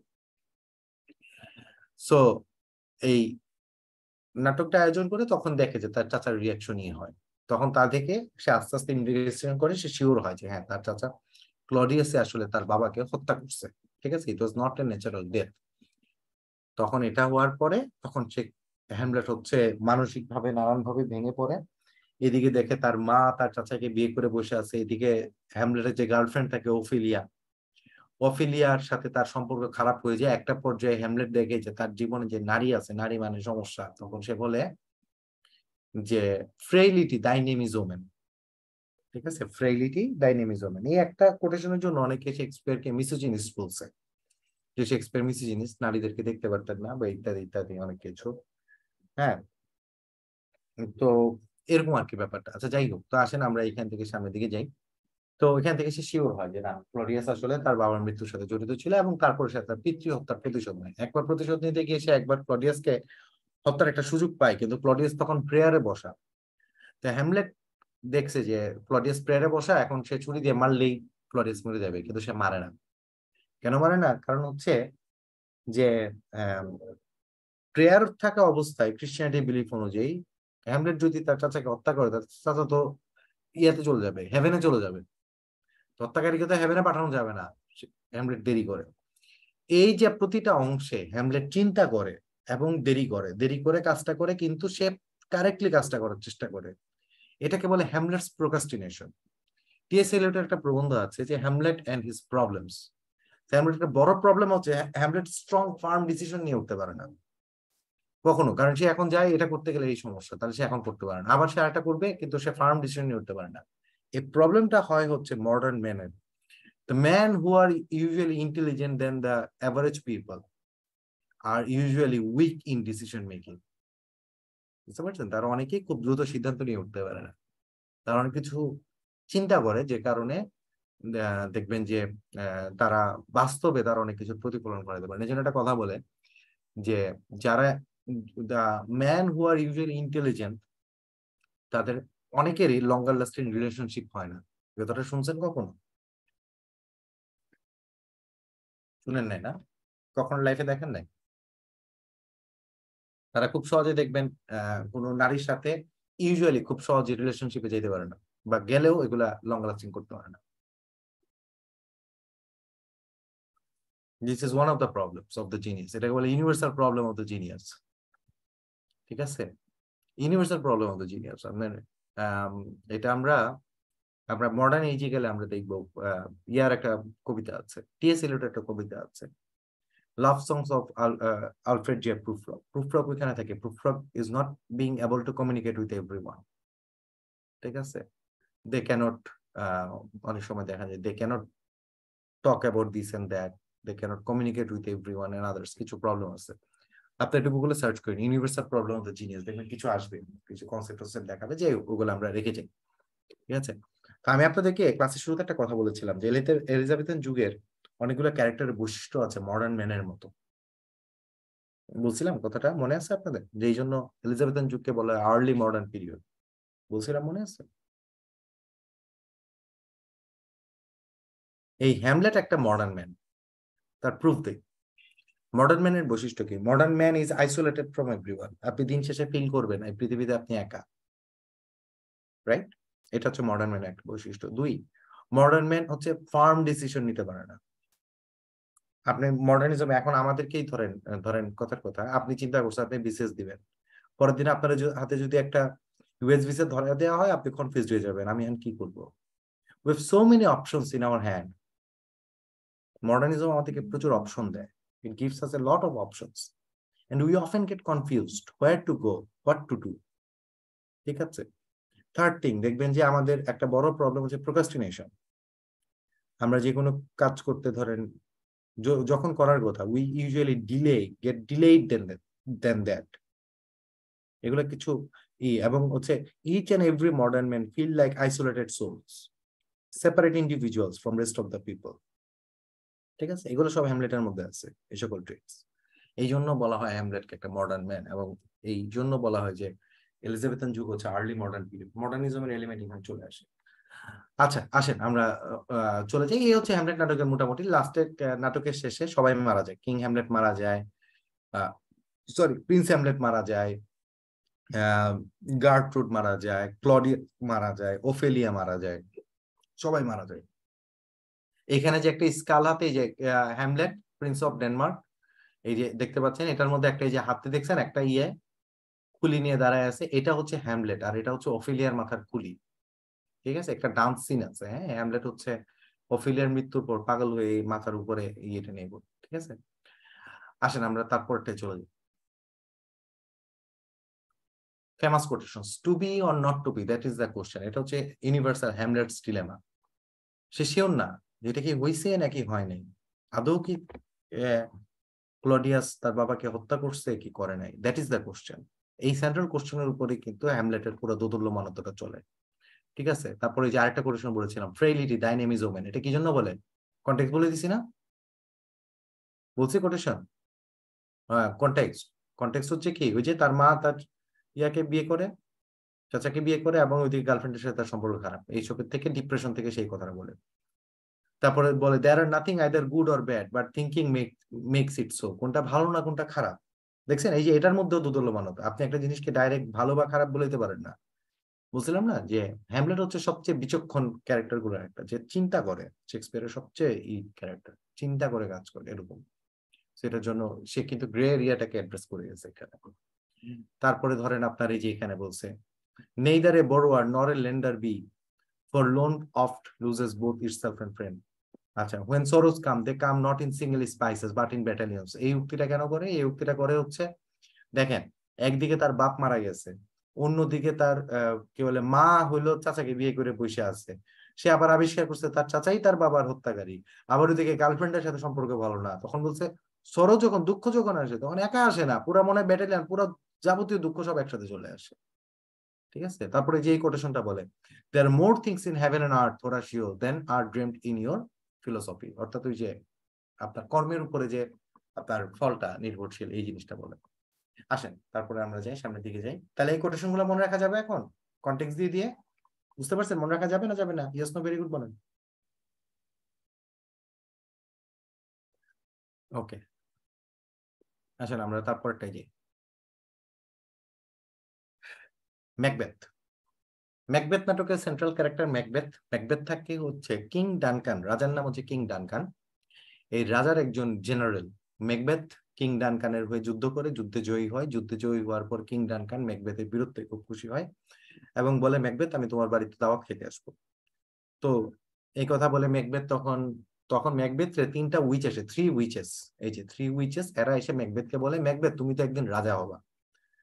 তো ম্যাকবেথ ওদেরকে জিজ্ঞেস করে যে আমি কিভাবে রাজা হবো, আমি তো সেনাপতি।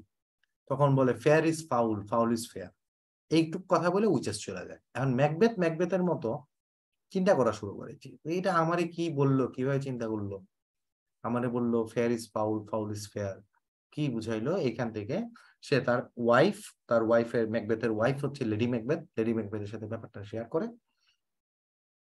তো তখন লেডি ম্যাকবেথ আইডিয়াটা দেয়, লেডি ম্যাকবেথ এবং ম্যাকবেথ দুজন মিলে এই আইডিয়াটা জেনারেট করে যে হ্যাঁ, কিং ডানকান যেহেতু আসতেছে, কিং ডানকানকে যদি হত্যা করা হয় তাহলে হচ্ছে কি ম্যাকবেথ হয়ে যাবে রাজা। বুঝতে পারছেন? ফাউল মানে কি? ফাউল মানে খারাপ, ফেয়ার মানে হচ্ছে ভালো। তো কিং ডানকানকে হত্যা করলে ম্যাকবেথ হবে রাজা, ম্যাকবেথ সিংহাসন আরোহণ করতে পারে। তো king Duncan father like figure, একটা ভালো গুড কিং তার বাসায় বেড়াইতে আসে, তখন কিং ডানকানকে লেডি ম্যাকবেথ পিছন থেকে স্ট্যাপ করে হত্যা করে। তো হত্যা করার পরে তখন লেডি ম্যাকবেথ যখন হাত ধুইতে আসে, সে তো খুনি না, কিন্তু সে তো একটা খুন করে ফেলছে, তখন সে ফিল করে যে তার হাত হচ্ছে রক্তে মাখা। তখন বলে all the perfumes of Arabia will not sweeten this little hand, অর্থাৎ তুমি যদি আরবের সেরা সেরা সব আতরও নিয়ে আসো, আমার হাত আর কোনোদিন আগের মতো হবে না, because I have killed someone with my hands and the blood is stained in all my hands. এই কথাটা বোঝানোর জন্য, এটা যে মানুষকে হত্যা করা কত বড় পাপ, এই জিনিসটা সিগনিফাই করে হচ্ছে এই কোটেশনটা। ঠিক আছে? তো এই জিনিসটা করার পরে তখন হচ্ছে এই নাটকের মধ্যে একটা টাইমে লাস্টে হচ্ছে ম্যাকবেথ মারা যায়, অর্থাৎ তাকে হত্যা করা হয়, এবং সে কিছু মারা যাওয়া যুদ্ধের ইয়াতে সে কিছু সিনড্রোমে ভুগে, মানে চোখে সে কিছু, এটাকে কি বলে যে, মানে যে মানুষ যে কল্পনা করে দেখে, এটাকে কি বলে যেন, আমি টার্মটা দেখেন ভুলে গেছি, হ্যালুসিনেশন, এক ধরনের হ্যালুসিনেশন হয় তার, কিছু কিছু হ্যালুসিনেশন হয় এবং দিন শেষে ম্যাকবেথ যুদ্ধে হারে এবং মারা যায়। ঠিক আছে? তো ম্যাকবেথ হচ্ছে একটা অ্যাম্বিশিয়াস সোল, যে দিন শেষে আপনার নিজের মানে অ্যাম্বিশনকে একটা বাজে ভাবে এটাকে কি বলে এস্টাবলিশ করতে গিয়ে সে মাঝখান থেকে তো মারা গেছে। এবং লেডি ম্যাকবেথ আমাদেরকে এই জিনিসটা শিক্ষা দেয় যে অবৈধ উপায়ে আসলে কখনো ক্ষমতায় আরোহণ করা উচিত না। ঠিক আছে? বা ক্ষমতার লোভ করা উচিত না, এই জিনিসটা আমাদেরকে লেডি ম্যাকবেথ শিক্ষা দেয়। আসেন তারপরটা আমরা চলে যাই ওথেলো। ওথেলো নাটকে ওথেলো হচ্ছে একটা মূর। মূর বুঝেন আপনারা? মূর, কারো কোনো আইডিয়া আছে? আচ্ছা, মূর হচ্ছে আফ্রিকান অরিজিন কিছু সোলজার ছিল, সোলজারও বলা উচিত না আসলে, যুদ্ধ করে এরকম বিভিন্ন র্যাঙ্কের সোলজার হোক, সেনাপতি অফিসার হোক, যাই হোক, সৈনিক, যারা হচ্ছে বেসিক্যালি আফ্রিকান অরিজিন, এবং হচ্ছে তারা মূলত হচ্ছে যুদ্ধবাজ হিসেবে পরিচিত ছিল ইউরোপে, এই ধরনের কিছু। তো ওথেলো হচ্ছে একটা মূর ক্যারেক্টার। ঠিক আছে? তো এই জন্য একটা প্রশ্ন আসে যে ওথেলো নাটকে, না, শেক্সপিয়ারের কোন নাটক ইজ অ্যাবাউট এ মূর, এটা একটা প্রশ্ন আসে। তো এটার জন্য আনসারটা হয় ওথেলো। অনেকে বলে যে ভাই আমরা কি আর নাটক করছি যে এইসব প্রশ্নের উত্তর দিতে পারবো, বা শেক্সপিয়ারের কোন নাটকটা কোন দেশের, এটা আমরা কেমনে পারবো, এগুলো যে আসে এগুলো কেমনে পারবো? দেখেন, এগুলো আসলে মুখস্থ করা লাগে না। আমি আপনাদেরকে এইটা বোঝার জন্য এই স্লাইডে আমি এই নাটকগুলার যেই প্রচ্ছদটা ছিল, প্রচ্ছদটা অ্যাড করছি। প্রচ্ছদটার দিকে তাকান, কি আছে? The tragedy of Othello, the Moor of Venice. এটা বিসিএস যে কোশ্চেন ছিল, এটার জন্য কি নাটকের ভিতর থেকে প্রশ্নটা দিছে? বইটার প্রচ্ছদটা থেকে প্রশ্নটা দিছে। দেখেন এই উপরেই লেখা দ্য মুর অফ ভেনিস, নাটকের টাইটেলটাই হচ্ছে Othello the Moor of Venice. বুঝে গেছে না? যায়নি? এটা কিন্তু ভিতরের কোশ্চেন না, এটা কিন্তু একদম টাইটেলটাই, যে আপনি পুরো টাইটেলটা পড়ছেন কিনা। ক্লিয়ার? এমনকি এই যে হ্যামলেটেরটা আসছে না, যে হ্যামলেটের সেটিং কোন নাটক, কোন কোন দেশ, পড়েন এখানে, তাকান এখানে কি লিখা, নাটকের টাইটেলটা বলেন। Hamlet the prince of Denmark, টাইটেলটাই তো প্রিন্স অফ ডেনমার্ক, শুধু হ্যামলেট না, নাটকটার নামই তো Hamlet the prince of Denmark. বুঝতে পারছেন না বুঝতে পারেন নাই? ওকে, আসেন আমরা এখানে যাই। ওথেলোর ইয়া থাকে, গার্লফ্রেন্ড বা স্ত্রী যাই বলেন, ডেসডেমোনা। ডেসডেমোনাকে ওথেলো একটা হ্যান্ডকারচিফ দেয়, হ্যান্ডকারচিফটা দেয় তার ভালোবাসার টোকেন স্বরূপ। তো ইয়াগো এবং ক্যাসিও, এরা দুইজন হচ্ছে ভিলেন এই নাটকের। তো ওরা একটা প্লট করে বুঝায় যে আসলে ডেসডেমোনা তোমার সাথে চিট করতেছে, তো এরকম একটাই করে। তো এরকম হচ্ছে তো বলে যে তুমি বিশ্বাস করো না, তাহলে ডেসডেমোনাকে যে জিজ্ঞেস করো ওর হ্যান্ডকারচিফটা কই, ও দেখাইতে পারবে নাকি। আমি তো দেখছি ডেসডেমোনা অমুকের সাথে শুইছে, এই যে হ্যান্ডকারচিফ হচ্ছে তার প্রমাণ। তো ওতেলো যায় ডেসডেমোনা যায় বলে তোমার হ্যান্ডকারচিফ কই, হ্যান্ডকারচিফ নাই, তখন এই তো হ্যান্ডকারচিফ এখানে পাওয়া গেছে। তো ওথেলো মনে করে যে ডেসডেমোনা হচ্ছে চিট করছে। তো এটার পরে ওথেলো রাগের মাথায় ডেসডেমোনাকে হত্যা করে। হত্যা করার পরে একটা টাইমে যখন ওথেলো বুঝতে পারে এটা আসলে ইয়াগো এবং ক্যাসিওর ষড়যন্ত্র ছিল, তখন ওথেলো প্রচন্ড রকম সাফার করে এবং মানসিক ভাবে সে ভেঙে পড়ে। একটা পর্যায়ে ওথেলো সুইসাইড করে মারা যায়। This is the summary of the Othello. ঠিক আছে, ওথেলো থেকে নর্মালি সাধারণত হচ্ছে কোনো কোটেশন আসে না, তবে আসলে এটা প্রশ্ন করে যে হ্যান্ডকারচিফটা হ্যান্ডকারচিফ কোন নাটকে থাকে, ঠিক আছে, বা ওথেলো ডেসডেমোনাকে কি দিছিল, উত্তর হচ্ছে একটা হ্যান্ডকারচিফ দিছিল। হ্যাঁ, এই নাটকের একটা সেন্ট্রাল ইয়া হচ্ছে ডোমেস্টিক ভায়োলেন্স। এখনকার সময়ে আলোচনায় এটা আলোচনা করা হয় যে শেক্সপিয়ারের নাটকে ডোমেস্টিক ভায়োলেন্স এবং ফিমেল ক্যারেক্টারদের উপর অপারেশন কতটুকু। কারণ হচ্ছে আমরা এখানে দেখছি যে হ্যামলেট নাটকে ওখানে ওই উক্তিটা আছে, ঠিক আছে। তারপরে এখানে ডেসডেমোনা হচ্ছে এটার সাথে ইয়ার শিকার হয়, আবার হচ্ছে ডানকানকে হচ্ছে লেডি ম্যাকবেথ হত্যা করতে যায়। এরকম বেশ কিছু ও যে শেক্সপিয়ারের নাটকে উইমেনদের ভূমিকাটা কি, বা শেক্সপিয়ার উইমেনদেরকে কোন ভূমিকায় দেখতেন, এটা নিয়ে এখনকার সময় অনেক আলোচনা আছে। এবং কিছুদিন আগে দেখেছিলাম মনে হয় আমি, কোন ইউনিভার্সিটি যেন তারা বলছিল যে শেক্সপিয়ার পড়াবে না, because they felt like Shakespeare হচ্ছে অ্যান্টি ফেমিনিস্ট। তাদের মনে হয়েছে এই জন্য তারা ঠিক করছিল শেক্সপিয়ারকে পড়াবে না। আসলে এতটা মানে উগ্রবাদী হওয়ার কিছু নাই শেক্সপিয়ারের ব্যাপারে, হ্যাঁ, ঠিক আছে, এতটাও উগ্রবাদী হওয়ার কিছু নাই। তখনকার কনটেক্সটে শেক্সপিয়ারের যেমন হয়েছে তাই, এটা আসলে কোনো মিসোজিনিস্টিক অ্যাপ্রোচ না আমার মনে হয়। তখনকার সময় কনটেক্সটে এরকম ছিল। আচ্ছা আসেন, merchant of Venice. Merchant of Venice সম্পর্কে যদি আলোচনা করি, ব্রেক লাগবে না, ব্রেক দিতে হবে আমাকে, আর কিছুক্ষণ টাইম দিন, একবারে শেষ করে দিই নাকি, একবারে শেষ করে দিই। কারণ আজকে নাটকের আসলে আরে নাটক বলে আজকের ক্লাসের কনটেক্সট অনেক বড়, কারণ আজকে শেক্সপিয়ার আলোচনায় আছে। তো আমি ব্রেক টেক দিলে তখন ফ্লোটা চলে যাবে, এবং তখন দেখা যাবে পড়াটা আবার স্লো হয়ে যাবে, টাইম লাগবে বেশি। ঠিক আছে, আপনার গল্পের মতো করে শুনতে থাকেন, শুনতে থাকেন, খুব বেশি ইয়ের কিছু নাই, ঠিক আছে। হ্যাঁ, ওকে। সো মার্চেন্ট অফ ভেনিস হচ্ছে, এই নাটকটা হচ্ছে একজন ইহুদির জীবনী নিয়ে করা। ইহুদির ক্যারেক্টারটার নাম হচ্ছে শাইলক। ঠিক আছে, শাইলক একজন ইহুদি, সে একজন ধনকুবের। এর বাইরে এখানকার ক্যারেক্টার হচ্ছে অ্যান্টোনিয়া, বাসানিও এবং পোর্শিয়া, এরা হচ্ছে, ঠিক আছে।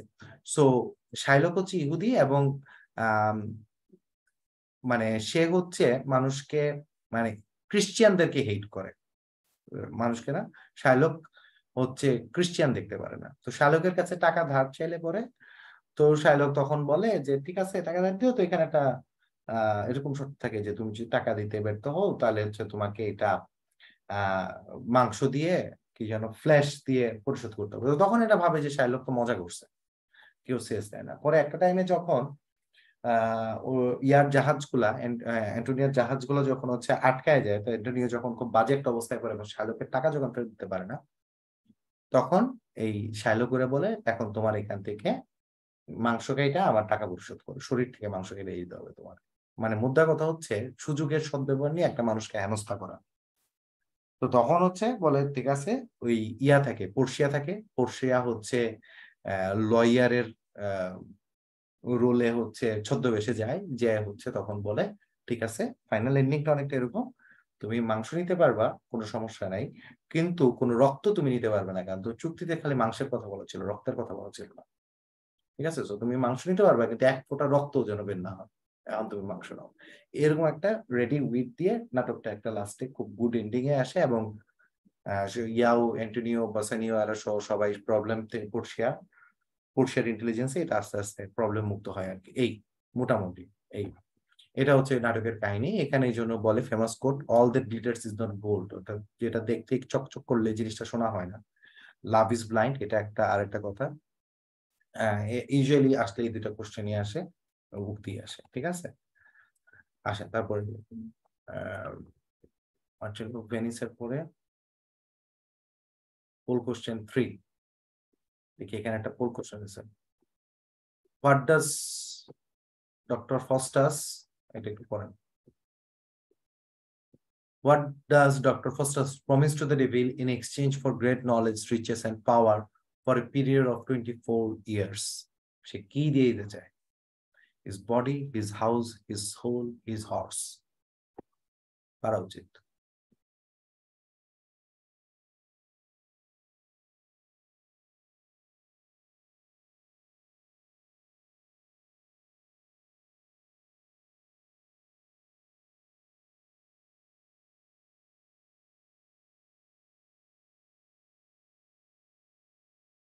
Five, 4, 3, 2, 1, ক্লোজ করে দিচ্ছি।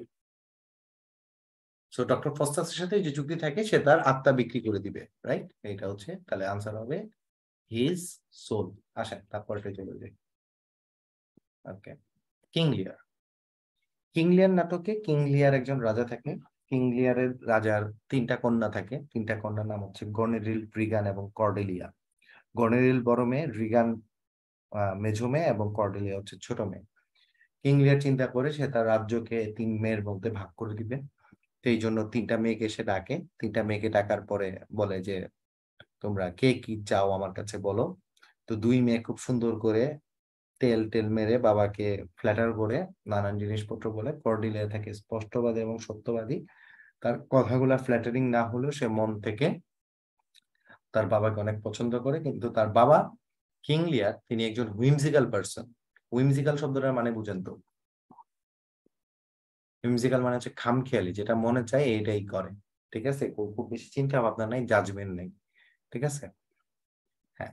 সো কিং লিয়ার একজন হুইমজিক্যাল পার্সন। তিনি কর্ডিলিয়ার ডেপথটা বুঝতে না পেরে কর্ডিলিয়াকে বঞ্চিত করেন এবং 2 মেয়ের মধ্যে সমগ্র সম্পত্তি ভাগ করে দেন। ঠিক আছে, তো ভাগ করে দেওয়ার আগে তো উনি যে কর্ডিলিয়ার উপর উনি যে অ্যাপারেন্টলি বীতশ্রদ্ধ হন, তখন উনি একটা কথা বলে, thankless children are sharper then poisonous snake. বলে যে হচ্ছে এই মানে বুঝায় যে কর্ডিলিয়া হচ্ছে একজন ইয়া, এটাকে কি বলে যে,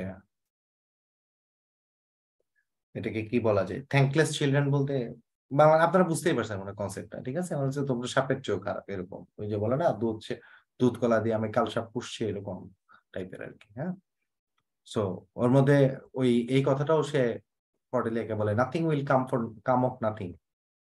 কর্ডেলিয়া যখন তার বাবাকে বলে আমি কিছু চাই না, তখন কিং লিয়ার চেতে যায় বলে তুমি যদি বলো তুমি কিছু চাও না তাহলে কিন্তু কিচ্ছু পাবা না। ঠিক আছে, এরকম আর কি।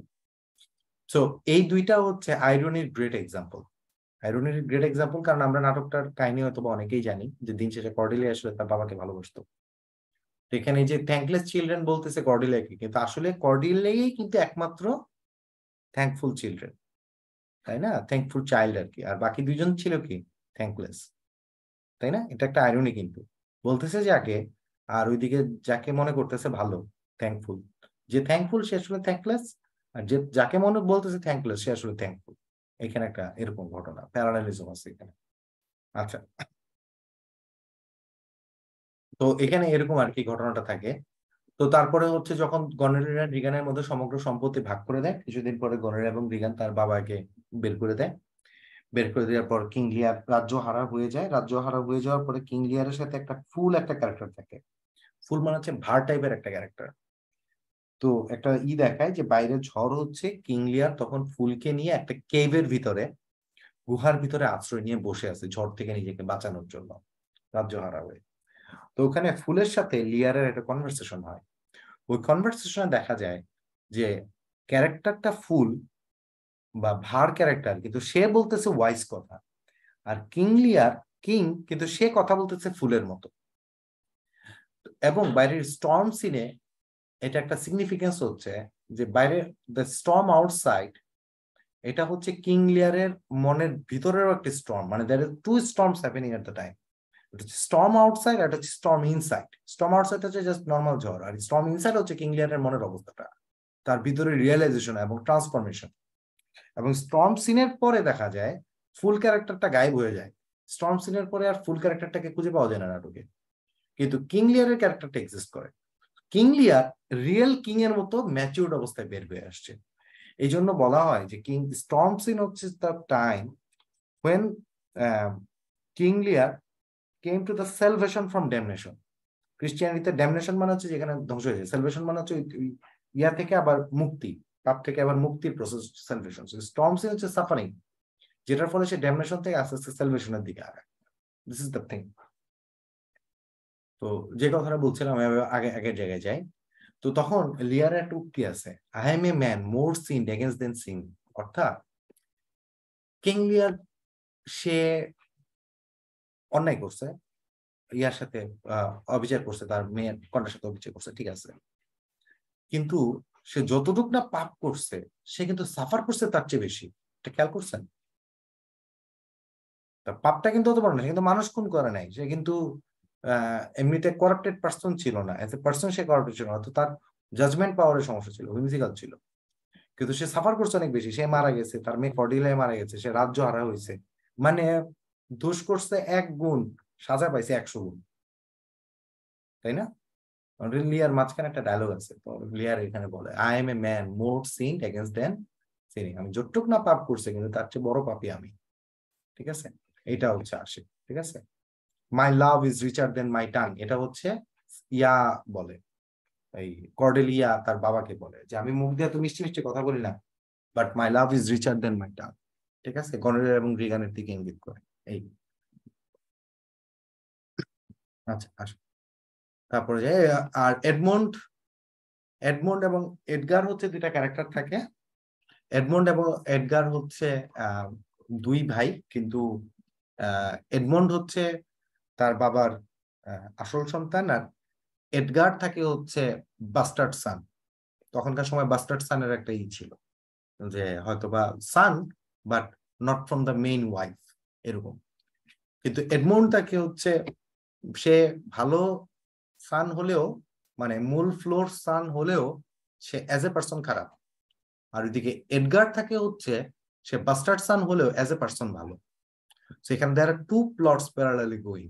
একটা হচ্ছে যে গর্ডেল রিগান ভার্সেস কর্ডেলিয়া, আর একটা হচ্ছে এডমন্ড ভার্সেস এডগার, ঠিক আছে? সো 2 প্লটস, 2টা প্লট যেতে থাকে। এই প্লট একটা টাইমে এডগারের সাথে আবার লিয়ারের হয়, যে টাইমে এডগার একজন পরিণত ম্যান এবং লিয়ার একটা পরিণত কিং, মানে কিংলি, তার ম্যাচুরিটি আসার পরে কিং লিয়ার এবং এডগারের একটা মিটিং এর সিন আছে, ওটা আবার ইম্পর্টেন্ট। আসলে আমরা তারপরটা চলে টেম্পেস্ট। টেম্পেস্ট থেকে নর্মালি খুব একটা কোটেশন টোটেশন আসে না, ঠিক আছে? এখান থেকে দেখতে হবে শুধু দুইটা, একটা হচ্ছে প্রসপের এবং কালিবান, এই 2টা ক্যারেক্টার আছে, এটা দেখতে হবে। আর একটি স্টর্ম সিন আছে, স্টর্ম সিন। স্টর্ম সিনটা হচ্ছে আপনার ম্যাজিকের মাধ্যমে স্টর্ম, মানে সাগরে হচ্ছে আপনার তৈরি করে, ঝড় তৈরি করে, এটা একটু দেখলে আর কিছু না, এখান থেকে খুব একটা আসে না, প্রশ্ন করে না। শুধু জানতে হবে টেম্পেস্ট হচ্ছে swan song. 12th night, 12th night হচ্ছে কমেডি, কমেডি গুলো থেকে খুব বেশি প্রশ্ন আসে না। If music be the food of love play on, এটা হচ্ছে একদম opening line of this play, এবং এটা একটা ইম্পর্টেন্ট কোটেশন, এই নাটকের সবচেয়ে ইম্পর্টেন্ট কোটেশন এটাই, ঠিক আছে? ওকে, এখান থেকে আর কিছু দেখার দরকার নেই। ভিউলা সেবাস্টিয়ান, এটা কমেডি আসলে অত দেখা লাগে না। অ্যাজ ইউ লাইক ইট, এখান থেকে রোজালিন্ড এবং অরল্যান্ডো দেখলেই হবে। আর এখান থেকে একটা ইম্পর্টেন্ট কোটেশন আছে, এটা অল দ্য, না এখানে একটু ভুল করছে, এট দ্য ওয়ার্ল্ড স্টেজ হবে, এটা অল দ্য না। At the world stage all men and women are merely players, they have their exits and they have their entrances, এই কোটেশনটা আসে। এটা কোথা থেকে নেওয়া? উত্তর হচ্ছে অ্যাজ ইউ লাইক ইট থেকে নেওয়া। অ্যাজ ইউ লাইক ইট এর একটা সিনেমা আছে মনে হয়, সিনেমাটা আমি শিওর না নেটফ্লিক্স আছে কিনা, বাট আপনার ইউটিউবে সার্চ দিলেও মনে পাবেন, দেখতে পারেন এটা, ঠিক আছে? আচ্ছা, আমি আমি ইয়াগুলো স্কিপ করে যাচ্ছি, এই কি বলে কমেডি গুলো স্কিপ করে যাচ্ছি। অ্যান্টনিও ক্লিওপেট্রা, এটার কাহিনী আমরা সবাই কম বেশি জানি, এখান থেকে তেমন কিছু আসে না। রোমিও জুলিয়েট, এটা তো আমরা সবাই জানি কাহিনী, এমন কেউ বোধহয় নাই রোমিও জুলিয়েটের কাহিনী জানে না, এখান থেকে খুব বেশি আসে না, শুধু একটা কোটেশন আসে, হোয়াটস ইন এ নেম, ঠিক আছে? That which we call a rose by any other name would smell as sweet. অর্থাৎ গোলাপের নাম যদি তুমি গোলাপ না দিয়ে গোবরও নাম দিতা, তারপরও গোলাপ সেম সুইটই থাকতো। মানে নামে কি বা যায় আসে, নাম দিয়ে কিছু যায় আসে না। হ্যাঁ, একজনের নাম রাখছে কি সুভাষিনী, কিন্তু ধরেন সে কথা বলতে পারে না, তাহলে কি নামে কি বা যায় আসতো, বুঝলেন? বাবা মার নাম রাখছে প্রিয়ংবদা, যদি কথা বলতে না পারে তাহলে প্রিয়ংবদা হয়ে কি লাভ? প্রিয়ংবদা সারাদিন ঝগড়া করে, তাহলে কি লাভ হইলো? নাম দিয়ে কিছু যায় আসে? কিছু যায় আসে না। এরকম, ঠিক আছে, ওকে। আচ্ছা, আর জুলিয়াস সিজার, জুলিয়াস সিজারের এটা হচ্ছে, এটা থেকে একটু বলি, এটা যেহেতু ট্র্যাজেডি, এটা থেকে একটু বলি। কোটেশন আসলে নর্মাল ট্র্যাজেডিতে গিয়ে আসে। তো জুলিয়াস সিজার থাকে কি, সে হচ্ছে, আপনারা তো সবাই জানেন, সে হচ্ছে রোমের ইয়ে এম্পায়ার থাকে, তাই না? তো জুলিয়াস সিজারের সাথে তার ইয়ারা বিট্রে করে, এর মধ্যে বিট্রেয়ারদের মধ্যে ব্রুটাস থাকে জুলিয়াস সিজারের খুব কাছের বন্ধু। তো যখন ব্রুটাস সহ তারা সবাই জুলিয়াস সিজারকে হত্যা করে, তো জুলিয়াস সিজার দেখে যে ব্রুটাসও আছে, তখন এর মধ্যে বলে, ব্রুটাস ইউ টু, তুমিও আছো এদের সাথে, ইভেন ইউ টু। এই কথাটা মানে, ব্রুটাস তুমিও, মানে, মানে এটা হচ্ছে একটা ব্যাটি, যে মানে আপনার সবচেয়ে কাছের ফ্রেন্ড, আপনি যদি দেখেন আপনার সাথে বিশ্বাসঘাতকতা করতেছে, বাকিরা তো করতেছে ঠিক আছে, আমার সবচেয়ে ট্রাস্টেড পারসন যদি করে, তাহলে তখন কি হবে, ঘটনাটা কি হবে? বলবেন না ব্রুটাস ইউ টু। হ্যাঁ, ধরেন শেখ মুজিবের কথা ভাবেন, শেখ মুজিবুর রহমানের কথা, বঙ্গবন্ধু শেখ মুজিবুর রহমানের কথা, সে যদি দেখে যে খন্দকার মোশতাক সে নিজেই এটা করছে, তো তার রিয়াকশন কি হবে? বুঝেন না এই কথা? সিরাজউদ্দৌলার কথা ভাবেন, যদি মির্জাফরের কথা, মির্জাফরকে এত ট্রাস্ট করে তুলে দিয়েছিল, তাই না? কিন্তু তুমি এটার সাথে যুক্ত, এরকম একটা রিয়াকশন আসবে না? That's the thing. এবং এখানে একটা কোটেশন আছে যে cowards die many times before their deaths, ঠিক আছে? The valiant never taste the death but once, অর্থাৎ প্রকৃত পুরুষ একবারই মরে, কাপুরুষে মরে বারবার, ঠিক আছে? প্রকৃত পুরুষ না, আসলে প্রকৃত বীর হওয়া উচিত কথাটার মধ্যে, প্রকৃত বীর একবারই মরে, কাপুরুষেরা মরে বারবার। কাপুরুষ তো মেয়েও হইতে পারে, কাপুরুষ তো সবসময় পুরুষই হইতে হবে এমন তো কোনো কথা নেই, তাই না? কি বলেন? আচ্ছা, বিনি বিনি বেশি মানে হচ্ছে এলাম দেখলাম জয় করলাম, এটা জুলিয়াস সিজারের উক্তি থাকে। আসেন সামনের দিকে যাই। Which of the following is a comedy written by Shakespeare, নিচের কোনটা শেক্সপিয়ার লিখে একটা কমেডি? এটা আমাদেরকে প্রশ্ন করা হয়েছে, দেখি উত্তর করতে পারেন নাকি।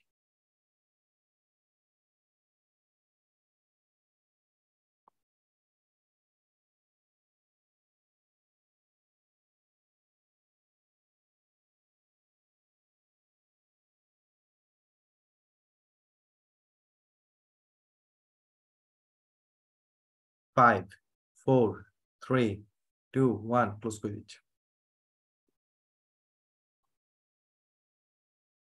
ওকে, আপনারা মোটামুটি 99% এর সঠিক উত্তর দিয়েছেন। এটা উত্তর হবে অ্যাজ ইউ লাইক ইট। আমরা এটার ব্যাপারে একটা টেকনিক শিখেছি, টেকনিক অবলম্বন করলে ইনশাল্লাহ আমরা সবাই ট্র্যাজেডি এবং কমেডি খুব দ্রুত আলাদা করতে পারবো। জ্যাকোবিয়ান পিরিয়ড, জ্যাকোবিয়ান পিরিয়ড থেকে খুব বেশি পড়া নাই, অল্প একটু পড়া আছে, আমি দাগ দিয়ে দিচ্ছি। জন ডানটা 3 স্টার দিয়েছিলাম, এটা একটু 3 স্টার দিয়ে দিই। বেন জনসন থেকে 2 স্টার দিচ্ছি, কিন্তু পড়া মাত্র একটা লাইন পড়লেই হবে। আর ওয়েবস্টার আর হচ্ছে টুর্নিয়রকে চাইলে স্কিপ করতে পারেন। মেটাফিজিক্যাল পয়েন্টটাকে, মেটাফিজিক্যাল পয়েন্ট হচ্ছে মেটা মিনস বিয়ন্ড, ফিজিক্যাল মানে বিয়ন্ড ফিজিক্যাল থিংস, ঠিক আছে? বিয়ন্ড দ্য ফিজিক্যাল নেচার, এটা হচ্ছে বিষয়, অর্থাৎ মোর দেন দ্য ফিজিক্যাল নেচার। মেটাফিজিক্যাল পয়েন্টরা সাধারণত উইটে বিশ্বাস করতেন। উইট বুঝেন? আমরা যে বলি না উইটি, উইটি বলতে কি বুঝাই? এমন কিছু একটা করে যেটা বুদ্ধিদীপ্ত একটু, তাই না? বুদ্ধির উদ্রেক করে এরকম, বা একটু ক্লেভার, বা একটু সুন্দর, ক্লেভার টাইপের ইন্টেলিজেন্ট কিছু কিছু করা, সেটা হচ্ছে আপনার উইটি জিনিস। তো মেটাফিজিক্যাল পয়েন্টের উইটটা কি এরকম, এটা একটা উদাহরণ দিলে আপনারা বুঝতে পারবেন। জন ডানের একটা কবিতা আছে, জন ডানের একটা কবিতায় জন ডান তার প্রেমিকা বলেন, বান্ধবী বলেন, হ্যাঁ, তাকে ইমপ্রেস করে কাছে ডাকতে চাচ্ছে। তো কাছে ডাকার জন্য, তো সে দেখছে একটা মশা একটু আগে তার গার্লফ্রেন্ডকে কামড়াইছে, তারপরে উইরা এসা সেই মশা কবিকে কামড়াচ্ছে। কবি বলতেছে, দেখো, তোমার আমার মিলন আসলে এই মশার পেটে হয়েছে। জিনিসটা বুঝছেন? উইকটা কি? ওকে, সো এই মেটাফিজিক্যাল পয়েন্টদের কবিতাতে লাভ আছে, লাভের প্রতি তাদের আকর্ষণ বলেন, বা লাভের প্রতি তাদের যে টানটা, এটাকে তারা নানান ভাবে এক্সপ্লেন করছেন তাদের কবিতাতে। নর্মালি ট্রেডিশনাল ওয়েতে লাভটাকে আমরা দুইটা ওয়েতে দেখতে পারি। একটা হচ্ছে আম, ভালোবাসার আসলে দুইটা ফর্ম হয়, ভালোবাসার দুইটা ফর্ম। একটা ফর্ম হচ্ছে কি, আপনি আপনার প্রেমিকাকে দেবীর স্থানে বসান। দেবীর স্থানে বসান কিরকম? ধরেন সেখানে কোনো শারীরিক সম্পর্ক নাই, আহ কিন্তু টানটা অপরিসীম। মানে প্রেমিক তার প্রেমিকার স্তুতি বর্ণনা করে, জাস্ট লাইক একজন ভক্ত তার দেবীর বর্ণনা করে। সে ফর ইনস্ট্যান্স, ধরেন আমারও পরানো যাহা চায়, রবীন্দ্রনাথের এই গানটাতে যদি আপনি দেখেন, আমি তোমারে যে পেয়েছি হৃদয়ের মাঝে, আরো কিছু নাই চাইবো, আর কিছু চাওয়ার নাই, তুমি আমার হৃদয় মাঝে আছো, দ্যাটস এনাফ। এটা হচ্ছে অনেক কি হাইপারবোলিক একটা সিচুয়েশন, যে জায়গায় আসলে কবি তার বিলাভেডকে একটা গডেসের, মোটামুটি একটা গডেসের মধ্যে ডিস্ট্যান্ট অংশে বসায় হৃদয়ে লালন করে। আরেকটা ফর্ম হচ্ছে ভালোবাসা, একটা ফর্ম হচ্ছে যেখানে দুইটা পার্সন একজন আরেকজনকে দুটা হিউম্যান হিসেবে ট্রিট করে, এবং এখানে একজন গডেসের স্থানে বসে থাকবে না। Would you get my point? আমি যেটা বুঝাতে চাচ্ছি, আমি জানি না আমি এটা বুঝাতে পারতেছি কিনা, আই এম ট্রাইং। অর্থাৎ সেকেন্ড ফর্মটাতে হচ্ছে লাভের ফিজিক্যাল নেচার আছে। ধরেন এখানে আপনি হাত ধরাধরি পাইতে পারেন, আপনি কিছু আহ শারীরিক মিলন পাইতে পারেন, আপনি এখানে লাভটাকে দুইটা মানুষের একটা ইকুয়াল ফর্ম হিসেবে দেখতে পারেন। আর আরেকটা ক্যাটাগরি হচ্ছে যে আপনি লাভটাকে একটা সুপার ন্যাচারাল এলিমেন্ট হিসেবে দেখেন। ঠিক আছে? এরকম মেটাফিজিক্যাল পোয়েটরা না প্রথম শ্রেণীতে পড়ে না দ্বিতীয় শ্রেণীতে পড়ে, তারা অ্যাবসলিউটলি প্রথম শ্রেণীতে তো পড়েই না। যেমন আমি একটু আগে এক্সাম্পলটা দিলাম, যে তারা হচ্ছে আপনার ওই যে বলতেছে যে মশার পেটে তোমার আমার মিলন, এটা কিন্তু ওই যে আমি একটু আগে বললাম রবীন্দ্রনাথ আমারও পড়ানো যাহা চায় গানের মতো না। তিনি কিন্তু তা না, সে তার প্রেমিকাকে কিন্তু আহ্বান করছে, আবার এট দ্য সেম টাইম সে তার প্রেমিকাকে ইকুয়ালি এটাকে কি বলে, ভালোবাসার জন্য আমন্ত্রণও জানাচ্ছে। ঠিক আছে? যেমন for instance to his coy mistress, এটার মধ্যে সম্ভবত বলে যে for God's sake hold your tongue and let me love. এটা বিসিএস এর কোটেশন হিসেবে আসছিল বিসিএস পরীক্ষায়, right? For God's sake hold your tongue and let me love. এখন বলেন কথাটা কি, এটার মিনিংটা কি দাঁড়ায়? মুখ দিয়ে কথা বললে সে কেন ভালোবাসতে পারতেছে না, হোয়াট ইজ দ্য মিনিং? এটা আমি আপনাদের হোমওয়ার্ক হিসেবে ছেড়ে দিলাম। এটা এটা আপনারা খুঁজে বের করবেন এটার মিনিংটা কি। ঠিক আছে? আমি এটা আপনাদের উপর ছেড়ে দিলাম, এটা আপনাদের হোমওয়ার্ক। তো আসেন আমরা সামনের দিকে যাই। তো এইটাই হচ্ছে মেটাফিজিক্যাল পয়েন্টের একটা বিষয়, উইটের বিষয়টা। ঠিক আছে? ওকে, তারপরে আমরা সামনের দিকে যাই। এখান থেকে সবচেয়ে গুরুত্বপূর্ণ মেটাফিজিক্যাল পয়েন্টদের মধ্যে আছে জন ডান, উনি হচ্ছে সবচেয়ে গুরুত্বপূর্ণ, এবং তার বাইরে আছে অ্যান্ড্রু মার্ভেল। ঠিক আছে? ওকে, জন ডান, তাকে বলা হয় ফাউন্ডার অফ মেটাফিজিক্যাল পয়েন্টস। ঠিক আছে? এখান থেকে আপনারা তার সবচেয়ে বিখ্যাত কবিতাগুলোর মধ্যে আছে canonization, good morrow, valediction forbidding mourning. ঠিক আছে? এইটা দ্য ফ্লি, এই যে যেটা একটু আগে আমি বলতেছিলাম, এই এই এই দ্য ফ্লি কবিতাটার কথা একটু আগে বলতেছিলাম। আহ এইটা যেমন এই যে for God's sake hold your tongue and let me love, এইগুলো একটু দেখবেন। ঠিক আছে? Love is not so pure and abstract as they use to say. মানে বুঝছেন কোটেশনটা কি বলেন তো, কি বুঝছেন? ওই যে আমি একটু আগে যে গডেসের কথাটা বলছিলাম, যে লাভের দুইটা ফর্ম আছে, রাইট? বলছে it is not that pure and abstract, যে জিনিসটা ওই যে আপনি গড এবং তার ভক্তের মধ্যে দেখেন, ঠিক আছে, সেটা না। As they use to say, অর্থাৎ তারা কি আর্থলি লাভের কথা বলতেছে। কথা কি বুঝছেন না বুঝেননি? বুঝে থাকলে ইয়েস বলেন, না বুঝে থাকলে নো বলেন। ওকে, আচ্ছা ঠিক আছে, আসেন সামনের দিকে যাই। বেন জনসন, বেন জনসন, এখান থেকে এত কিছু পড়া লাগবে না, শুধু পড়বেন ভলপনিটা তার লেখা, এটাতে 3 স্টার দিচ্ছে। যে ভলপনি নাটক কার লেখা, উত্তর হচ্ছে বেন জনসন, এটা যেন পারেন। ঠিক আছে? আর যদি টাইম থাকে এ টেল অফ টাপ দেখবেন, এই দুইটা দেখলে মোটামুটি চলে যাবে। আমি এখান থেকে স্কিপ করে গেলাম। সিরিল টোর্নিয়ার, একে আমরা স্কিপ করে যাচ্ছি। জন ওয়েবস্টার, জন ওয়েবস্টার থেকে কিচ্ছু না, ডাচেস অফ মেলফি তার লেখা, একটু দেখলেই হবে, আর কিচ্ছু না। ডাচেস অফ মেলফি কার লেখা? জন ওয়েবস্টারের লেখা। এই এক লাইন, শেষ, স্কিপ করে যাচ্ছে। ক্যাভালিয়ার পয়েটস চাইলে স্কিপ করতে পারেন, এটা দরকার নেই, ঠিক আছে, এটা কোনো প্রয়োজন নেই, এখান থেকে খুব বেশি প্রশ্ন আসে না। যদি আসে এট বেস্ট রবার্ট হেরিক নামটা জেনে রাখেন, এটা তাও ক্যাভালিয়ার পয়েট হিসেবে আসবে না। রবার্ট হেরিকের একটা কবিতা আছে টু ড্যাফোডিলস, এটা আসে অনেক সময় যে টু ড্যাফোডিলস কার লেখা, উত্তর হচ্ছে রবার্ট হেরিকের লেখা। একটু জানলে একটু শোনা আসেন, এই যে টু ড্যাফোডিলস, এই যে এই কবিতাটার কথা বলছে, সেটা একটা প্রশ্ন আসতে পারে। ডিলাইট এন্ড ডিসঅর্ডার কবিতাটা কি? আচ্ছা, এটা একটু রবার্ট হেরিক নিয়ে 1 মিনিট বলি, রবার্ট হেরিক থেকে প্রশ্ন আসে। রবার্ট হেরিক হচ্ছে একজন বাই প্রফেশন ক্লার্জি ছিলেন, অর্থাৎ তিনি চার্চ হয়ে ধর্ম প্রচার করতেন। তার কবিতাগুলোর মধ্যে টু ড্যাফোডিলস হচ্ছে তার একটা নেচারের উপর লেখা একটা কবিতা, যে এখানে ড্যাফোডিল ফুল দেখে তার কতটা ভালো লাগছে, এরকম একটা কবিতা। আর ডিলাইট ইন ডিসঅর্ডার এইটা হচ্ছে একটা খুব সুন্দর একটা কবিতা, খুবই সুন্দর একটা কবিতা। তো রবার্ট হেরিক কিন্তু কবিতার কন্টেন্ট একটু ফানি, অর্থাৎ একটা ডিলাইট ইন ডিসঅর্ডারের মেইন জিনিসটা হচ্ছে যে একটা মেয়ে, তার ওই যে আমাদের দেশে যেমন মেয়েরা গায়ের উপর ওড়না পরে, এরকম ওখানকার দেশের মেয়েরা তার গায়ের উপরে ক্লোক পরে, ক্লোক। তো একটা মেয়ের ক্লোকটা সরে গেছে, মানে তার ড্রেসটা একটু ডিসঅর্ডারলি হয়ে আছে। এটা দেখে একটা ছেলে কি ডিলাইটেড হইতে পারে, রাইট? যেটাই বলছে যে there is an aspect of delight in the aspect of disorder. আমার কথা কি বুঝছেন? That's the summary of the point. বুঝে গেছে না? জানি এটার উপরেই পুরো কবিতাটা, ঠিক আছে? একটু ফানি, বুঝেন নাই?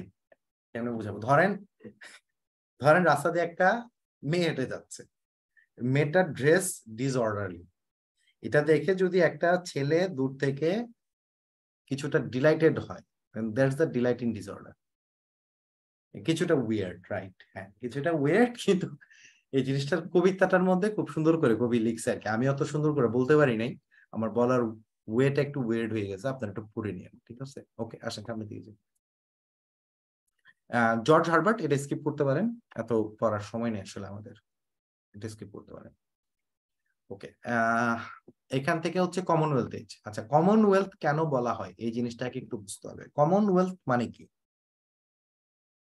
রুলড বাই দ্য কমন, বুঝতে পারছেন? যেমন এখন এখন কমনওয়েলথের কি আছে বলেন তো? এখন ওয়ার্ল্ডে কমনওয়েলথের কি এক্সিস্ট করতেছে? ব্রিটিশরা তো গন, কিন্তু কিছু একটা তো রেখে দিছে। কি রেখে দিছে? ইন্টারন্যাশনাল পড়েন নাই? তাদের অর্গানাইজেশন, হ্যাঁ, রাইট, রাইট, হ্যাঁ। তো যে জিনিসটা নিয়ে একটু বলতে চাচ্ছিলাম, যে সেটা হচ্ছে এই কমনওয়েলথ পিরিয়ডটা হচ্ছে এই সময়টাই ইংল্যান্ডের কোনো রাজা ছিল না, ঠিক আছে?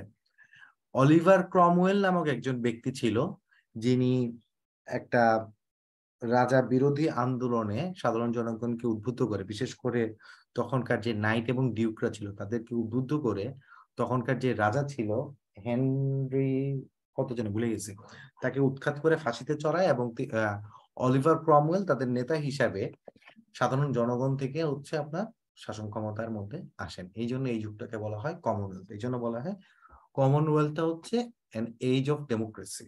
চার্লস ওয়ান, রাইট, চার্লস ওয়ানকে উৎখাত করে ফাঁসি দেয় তারা, ঠিক আছে? তো এই কমনওয়েলথ পিরিয়ডের গুরুত্বপূর্ণ সাহিত্যিকদের মধ্যে আছে জন মিল্টন, উনি একজন খুবই গুরুত্বপূর্ণ সাহিত্যিক। অ্যান্ড্রু মার্ভেল, উনি আপনারা অলরেডি তার নামটা ইয়াতে দেখে আসছেন, একটা ফিজিক্যাল পোয়েটে দেখে আসছেন। এই দুইজন হচ্ছে সবচেয়ে ইম্পর্টেন্ট, এই দুইজনের নামটা একটু মাথায় রাখার চেষ্টা করেন। আসেন জন মিল্টনের সবচেয়ে গুরুত্বপূর্ণ সাহিত্যকর্ম হচ্ছে প্যারাডাইস লস্ট এবং প্যারাডাইস রিগেইনড। এটা খুবই গুরুত্বপূর্ণ একটা সাহিত্যকর্ম, এরিওপিজিটিকেও ইম্পর্টেন্ট। প্যারাডাইস লস্ট হচ্ছে অ্যাডাম এবং ইভের কাহিনী। গল্প বলার টাইম আছে আজকে? আচ্ছা, প্যারাডাইস লস্টের কাহিনীটা একটু বলি নাকি? আমি এটা রিলিজিয়াস পার্সপেক্টিভ থেকে বলতেছি না, প্যারাডাইস লস্টের পার্সপেক্টিভ থেকে বলতেছি। আবার ঠাস করে কেউ চেতা যায় না। একদিন এক ক্লাসে এরকম বলতেছিলাম প্যারাডাইস লস্টের কাহিনী, পরে বলে স্যার হযরত আদম আলাইহিস সালাম আমাদের নবী, তার সম্পর্কে আপনি কি বলেন? আরে ভাই, আমি তো রিলিজিয়াস এক্সপ্লেনেশন দিতেছিলাম, আমি তো ইয়ে না, তো প্রিচার না, আমি সাহিত্যের সাইড থেকে বলতেছি। সো এটা আশা করি আপনারা বুঝতে পারবেন। তো প্যারাডাইস লস্টে কি হয়? প্যারাডাইস লস্টের কাহিনীটা হচ্ছে যে অ্যাডাম এবং ইভ তারা হেভেনে থাকে। তো অ্যাডাম এবং ইভ হেভেনের গার্ডেনে, ইভ হাঁটতে থাকে, অ্যাডাম তখন সাথে থাকে না। তো একটা শয়তান আসে, শয়তান হচ্ছে সার্পেন্টের বেশে আসে, সার্পেন্টের বেশে এসে সে ইভকে বলে যে তোমাকে দেখতে অনেক সুন্দর লাগতেছে, এই সেই হাবি যাবি, তো তুমি কি জানো যে তোমার মানে প্রথমে হচ্ছে মুদ্রা কথা হচ্ছে ফ্ল্যাটার করে, ইচ্ছা মতো ফ্ল্যাটার করে ইভকে। তো ফ্ল্যাটার করার পরে ইভ তো হচ্ছে পড়ে যায়, পড়ে যাওয়ার পরে তারপরে হচ্ছে সার্পেন্ট হচ্ছে ইভকে ওই যে আপেল খাইতে, নিষিদ্ধ ফ্রুট, ফরবিডেন ফ্রুট খাইতে এনকারেজ করে, এবং অ্যাডাম এবং ইভের সাথে হচ্ছে অ্যাডামও আপনারা জানেন যে আপেল খাইতে যায়, এবং তার ফলে তারা প্যারাডাইজ হারায়। ঠিক আছে, তো এই যে হিউম্যান প্যারাডাইজ হারাইলো কিসের কারণে? ফর সেটান। এই সেটান ছিল কি হিসাবে বলেন তো? সেটান কি হিসাবে আসছিল? সার্পেন্ট হিসাবে আসছিল। সার্পেন্ট মানে সাপ।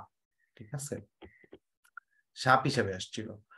তো এখানে একটা গুরুত্বপূর্ণ একটা কোটেশন ছিল, সেটা হচ্ছে better to reign in hell than to serve in heaven. ঠিক আছে, জন মিল্টন প্যারাডাইজ লস্টে আপনার এই ইভের অ্যাপেল ইটিং এটাকে হচ্ছে একটা এটাকে কি বলবো, রেভলিউশন হিসেবে দেখাইছে। ঠিক আছে, অর্থাৎ আহ মানুষ মাত্রই বিভিন্ন ধরনের রেভলিউশন করে তারা তাদের নিজেদের এটাকে কি বলবো, যেটা পায় না সেটাকে অ্যাচিভ করার ট্রাই করে। একটা কথা বলা হয় যে গড মানুষকে অন্য কোনো অ্যানিমেল কেটে দেয় না, একমাত্র মানুষকে একটা এবিলিটি দিছে, সেটা হচ্ছে এবিলিটি অফ চয়েস। তুমি কি নিতে চাও, এটা আর কোনো প্রাণীর ক্ষেত্রে প্রযোজ্য না। It is applicable only for human. যে হোয়াট ডু ইউ চুজ, তুমি গুড চুজ করতে পারো, তুমি ব্যাড চুজ করতে পারো। ধরেন একটা প্রাণীর সিন কি আছে, একটা গরু, একটা ককরোচ, একটা পাখি, তাদের কি কি সিনের কিছু আছে? চিন্তা করেন ঠান্ডা মাথায়। Or do they have any choice? তাদের কি চয়েসের কোনো সুযোগ আছে? The system of choice has only been given to human. এখন যেহেতু গড মানুষকে চয়েস দিয়ে দিছে, so we should give the way to people to avail their choice. মানুষ কি চায় এটাকে তাদেরকে সুযোগ দিতে হবে। সে সে এটা আমি এটা অনেক দূরের লার্জার পোর্শনে, মানে আমি ডাইরেক্ট প্যারাডাইজ লস থেকে কোট করতেছি না।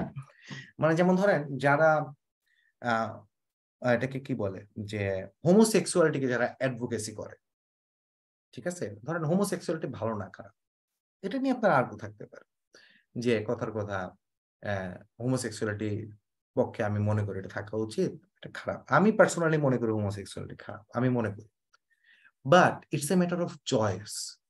ধরেন আমি যদি খারাপ হইতে চাই, আপনি আমাকে ভালো বানাইতে পারবেন? সো একটা শ্রেণীর ক্রিটিক তারা মনে করে কাজটা খারাপ হইতে পারে, কিন্তু হিউম্যানের জন্য চয়েস এর সুযোগ তো গড দিয়ে দিছে। You are no one to stop. কথা কি বুঝছেন না বুঝেন? এটা হচ্ছে একটা শ্রেণীর ক্রিটিক বলে আর কি এই কথাটা। ঠিক আছে, এখন ভালো খারাপের নানান বিষয় আশয় আছে। ধরেন আমি ভবিষ্যতে বিয়ে করলাম, বিয়ে করার পর একসময় আমার বাচ্চা হইলো, আমার বাচ্চা যদি খারাপ হইতে চায়, আমি বাবা হয়ে কি ওটা কোনোভাবে ভালো বানাইতে পারবো? ও যদি খারাপ হইতে চায়, ইজ ইট ইভেন পসিবল? আবার ও যদি ভালো হইতে চায়, আমি যত খারাপই হই না কেন, ওরে কি আমি খারাপ বানাইতে পারবো? পারবো না। It's all about human choice. বুঝে গেছে? এটা হচ্ছে একটা ইম্পর্টেন্ট জিনিস, যেটা প্যারাডাইস লস্ট আমাদেরকে দেখায়, যেটা হচ্ছে চয়েস। আসেন আমার সামনের দিকে যাই। আহ এটা এটা স্কিপ করে গেলাম, এগুলা পড়া লাগবে না হয়তো, বা আপনারা চলে স্কিপ করতে পারেন। এন্ড্রু মার্ভেলের একটা এখানে একটা আছে, টু হিজ কয় মিস্ট্রেস, এটা দেখতে পারেন। এই কবিতাটা কার লিখে, এটা একটা প্রশ্ন আসতে পারে। কয় মিস্ট্রেস বুঝেন? কয় বুঝেন?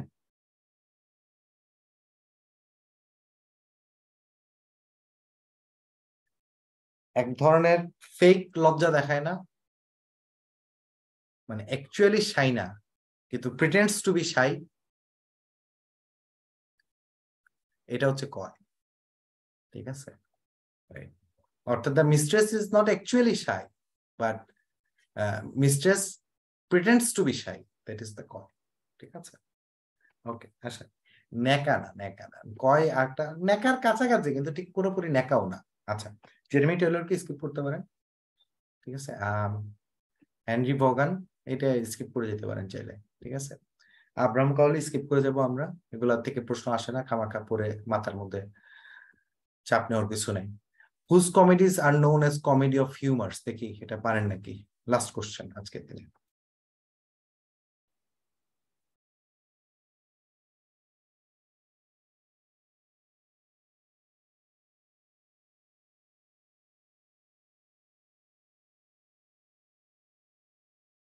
একজন বলতেছে মেয়েরা বিয়ের কবুল বলার সময় চাকু।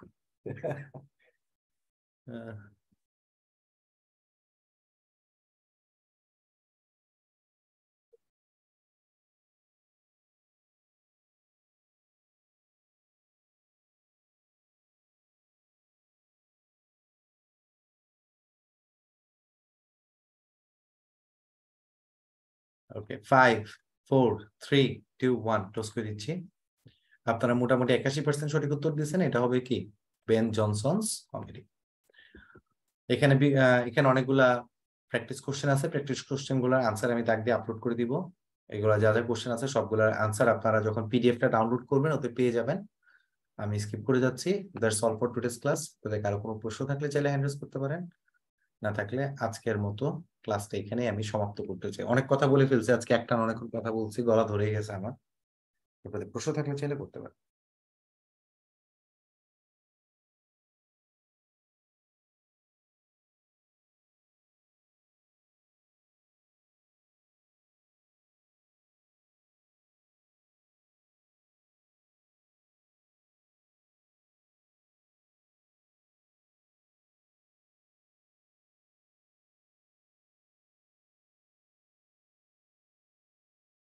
আচ্ছা, একজন একটা প্রশ্ন করেছেন যে what's in a name that which we call a rose, এই কোডটা কে করেছে, জুলিয়েট নাকি রোমিও? এটা হচ্ছে জুলিয়েট করছে। জুলিয়েট করে মানে জুলিয়েট হচ্ছে বুঝায় যে রোমিও তো তার হচ্ছে রাইভাল হাউসের ছেলে থাকে, তো বলছে এটা সমস্যা নাই, তুমি যে বাড়িরই হও না কেন এটা কোনো অসুবিধা নেই, তুমি আমার কাছে একই রকম, ঠিক আছে। আসুজ্জামান প্রশ্ন করেছেন পিরিয়ড গুলো মনে রাখার কোনো ট্রিক আছে কিনা। এটার ব্যাপারে আমি প্রথম ক্লাসে একটা ট্রিক দেখিয়েছিলাম, আপনি ওই ক্লাসটা দেখতে পারেন, ঠিক আছে।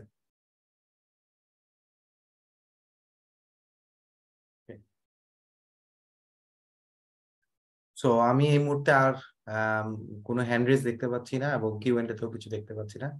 তাই think that's all for today's class. সবাই ভালো থাকবেন, সুস্থ থাকবেন। আসসালামু আলাইকুম। আসসালামু আলাইকুম ভাইয়া। ও সব ভাই চলে গেছে।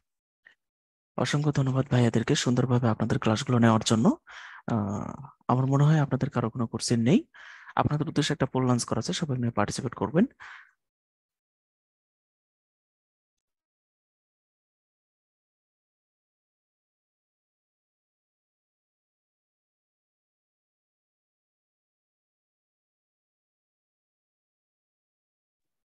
ওকে, আমার মনে হয় আপনাদের কারো কোনো কোশ্চেন নেই, তাহলে আজকের ক্লাসটা এই পর্যন্তই। আহ দেখা হবে আপনাদের সাথে পরবর্তী ক্লাসে। সে পর্যন্ত সবাই ভালো থাকবেন, সুস্থ থাকবেন। আসসালামু আলাইকুম, আল্লাহ হাফিজ।